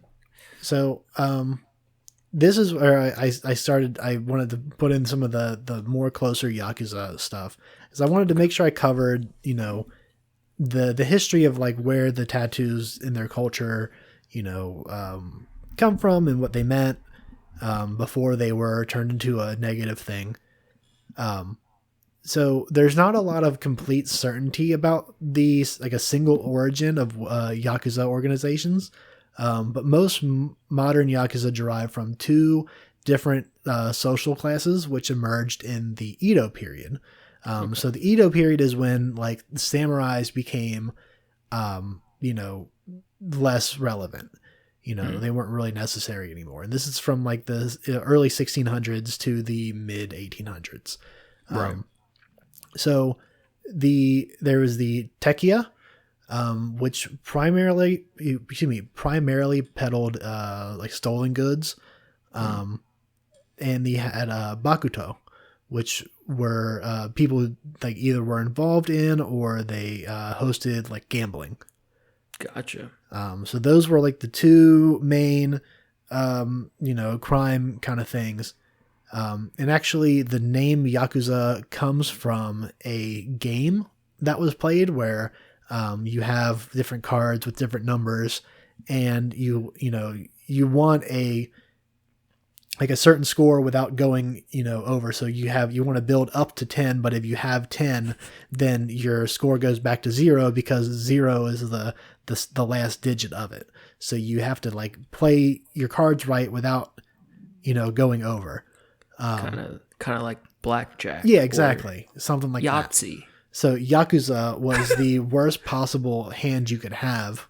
Oh, yeah. That's cool. So they definitely didn't name it after Yahtzee. No, it's definitely not Yahtzee. Gotcha. But it is real close, Yeah. No, that's actually really cool. I didn't know that. Yeah, I thought that was a cool thing to know. Yeah. So the Yakuza and samurai at first were kind of enemies. They didn't, they stood for different things because the Yakuza organizations were typically crime. But because the samurais were being less necessary, they didn't really have a home anymore that, suited their needs. A lot of them ended up becoming, Yakuza members. Wow. And they would get their symbolic tattoos of their of other samurais and of a symbolic samurai on them to show this was our history. This was who we were.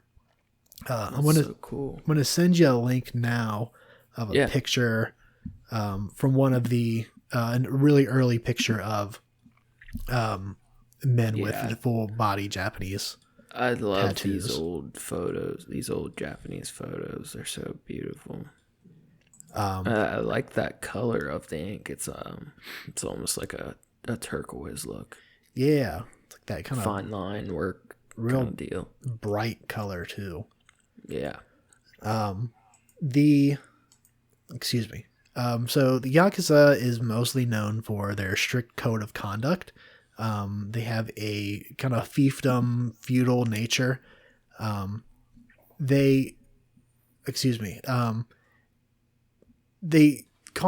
consider themselves to be more of a conservatives that want to protect their traditions of samurai, traditional culture of ancient Japan, like even like the samurai culture and stuff like that. They want to preserve and protect that, is at least the mindset that they try to push outward. Right. The unconventional kind of I did butcher that word. Unconventional rituals that they still practice is you. Oh boy, I'm gonna fuck this one up real bad. Yubitsum, I believe is how it should be pronounced. It's the amputation of the left little finger. Oh shit! So it would be like if you say you fucked up big time, it would be a show of respect to cut off the tip of your left finger and send it or give it to your boss. That's so dope. And that would be your like apology, like, I'm sorry, I won't let it happen again. They did something like that, clearly based off of it in the movie Only God Forgives. It's a interesting movie, worth a watch. I'll have to check that one out. I don't think I've ever even heard of that. Yeah, it's a good one. So members are usually described, especially in media, males wearing sharp suits with heavily tattooed bodies and slick hair.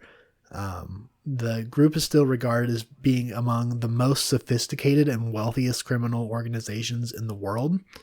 Wow. At their height, the Yakuza maintain a large presence in the Japanese media. They operated internationally. At their peak in the early 1960s, the police estimated that the Yakuza had a membership of more than 200,000 people. Damn, fuck yeah. Right? The Yakuza are still regularly engaged in an array of criminal activities, and many Japanese citizens remain fearful of the threat of these individuals pose to their safety. However, there are actually no real strict prohibition on Yakuza membership in Japan. That seems insane. Right? They do take steps to prohibit the amount of illegal activity and keeping them from gaining more wealth. But they, as it's almost like a political party that you can't get in trouble just for being a part of it. You get in trouble for the crimes that you do after being a part of it. Honestly, I think that's how a lot of that should be looked at. But, yeah. I mean, it's hard to say. Yeah, there's a lot of touch and go on that. Yeah, and I do feel like noting. Sorry, did you want to say anything else about that specifically? Well, no, I was going to say like the if anything that the fact that people, especially in modern times, they just associate tattoos with, in Japan at least, with the Yakuza, and that's why then they fear the Yakuza. So that's why they fear tattoos. Or at least they don't accept it as much. Although now, of course, I found out while researching this that it's now made legal by the Supreme Court, and I feel like that's going to destigmatize over time. That's going to definitely help them out with a major step in the right direction. Yeah, definitely. Man, it's I at first I wanted to say like there was this episode was largely research based, and there are a lot of like specifics about tattooing and its history that I feel like we did the best we can, and there's some specifics we may get wrong, but that the overall idea of what we said, I feel like we communicated well in that, just showing how misunderstood tattooing often is, and different examples of that. You know what I mean? Oh yeah. And, understanding that, such a mixed culture of like, I think everyone acknowledges the stigma that there is, but it's understanding why the stigma is there. I think that's important before, to get to get through it and get over it. And, you can't do it until you know why. I always like that, tattoos are bad, your body is a temple kind of shit. You get fucked. Fuck yourself. And if it is a temple, I want it decked the fuck out. Right. Then let me decorate it how the fuck I want. Yeah, man. Fuck everything. maybe my temple should have some more rolls in the middle. Yeah. Fuck it. Keep eating that garlic bread, dog. Know what I'm saying? Dude, I'm so hungry now. I got started after we started talking about your food sleeve. Now I want food. Man, boy. I really enjoyed discussing this, though. I did too. That was a lot of fun. Yeah, so much fun. What's next on our list? We're at over 3 hours, aren't we? Yeah, almost. Dude, that's crazy. It's so I know, cool. right? It's our longest one yet. Yeah. I mean, there's going to be a little bit of editing within that, but Little clip clap. Little clip clap. You're going to have fun with it though, so it's okay. Oh yeah, it'll be great. Next we had we were talking about this dishonorable mentions thing. I know. I feel like we should get there. I just don't. I'm not together enough yet, but there are plenty of things for us to dishonor. Do you got any off the top of your head? I mean, the one I always go to is like fuck religion, but I can say that every week. Yeah, fuck the government, fuck the two-party system. I don't trust the police or the justice system. What song is that? Ill Bill. That's yep. War. Yep. I don't like doctors, lawyers, or politicians. I don't trust the police or the justice system. That's right. I was like, God, that sounds so familiar. Why is it? It's fucking Ill Bill. R.I.P. Ill Bill. Destiny. Can you say R.I.P. about someone that's not dead yet? R.I.P. Ill Bill. I love Ill Bill. Yeah. Shouts out. Yeah. Fuck government. Fuck religion. Yeah. Buddha, you're on notice. You're on notice, Buddha. That is maybe controversial, but it is true.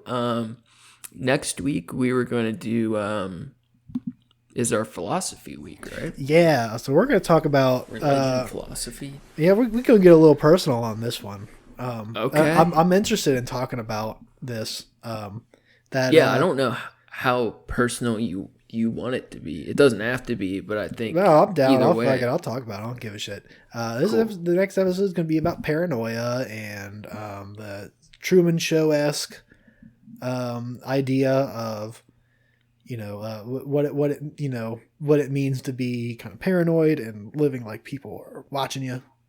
I think that's maybe a more specific view. Delusion stuff. Yeah. Mixed with simulation theories. Yeah, simulation theory. That's where it got started. Yeah. Yeah, because the episode's going to be philosophy based, and we're going to talk about modern, whatever the fuck I just said. Simulation theories. Simulation theory. The Matrix. Yes, the Matrix. Our thoughts on that and weird things that have happened with it. It'll be fun. Quick question. Red pill or blue pill? Take both. Fuck you. As a drug addict, the answer is always take both pills and see what happens. Take that fucking ride. I say I thought you were gonna take one for sure, and I was gonna say wrong. Fucking black pill. Yeah, man, that's gonna be doomer all day.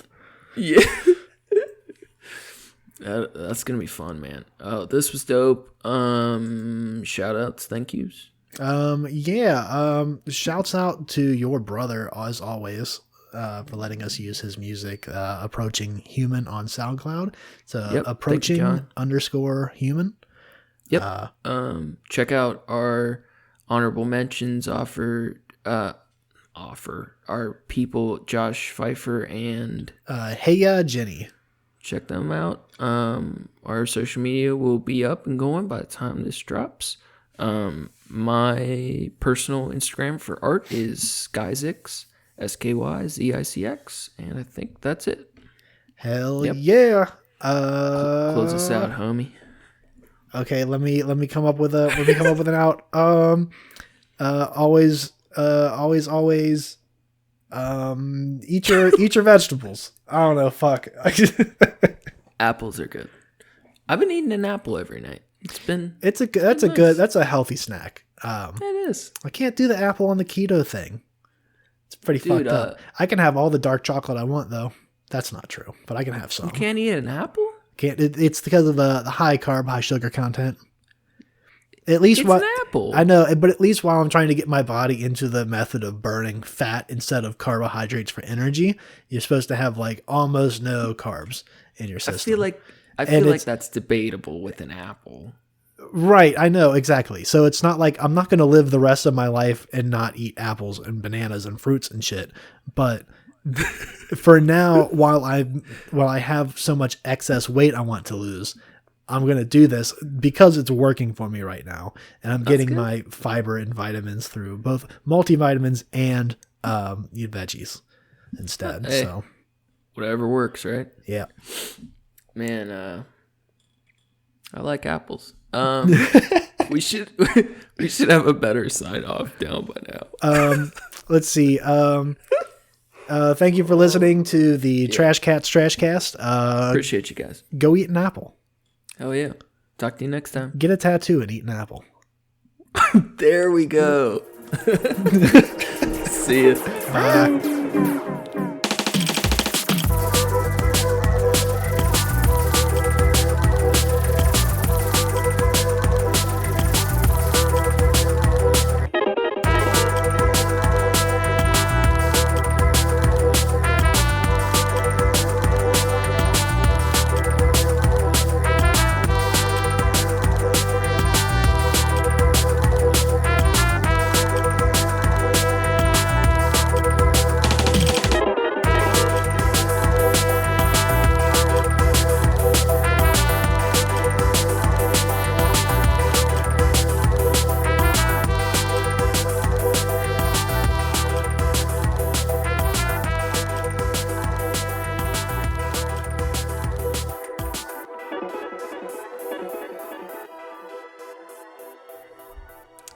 That was beautiful. Eat a tattoo and get an apple. I'm going to hit stop on my Audacity. Let's clap. Oh, yeah. Let's do that. And then as soon as we get done, we need to save these projects. Before your computer burns to death. What time? Let's do 20. It's in 5 seconds. My thing froze. I'm sorry. It fucked up. 30. Yeah.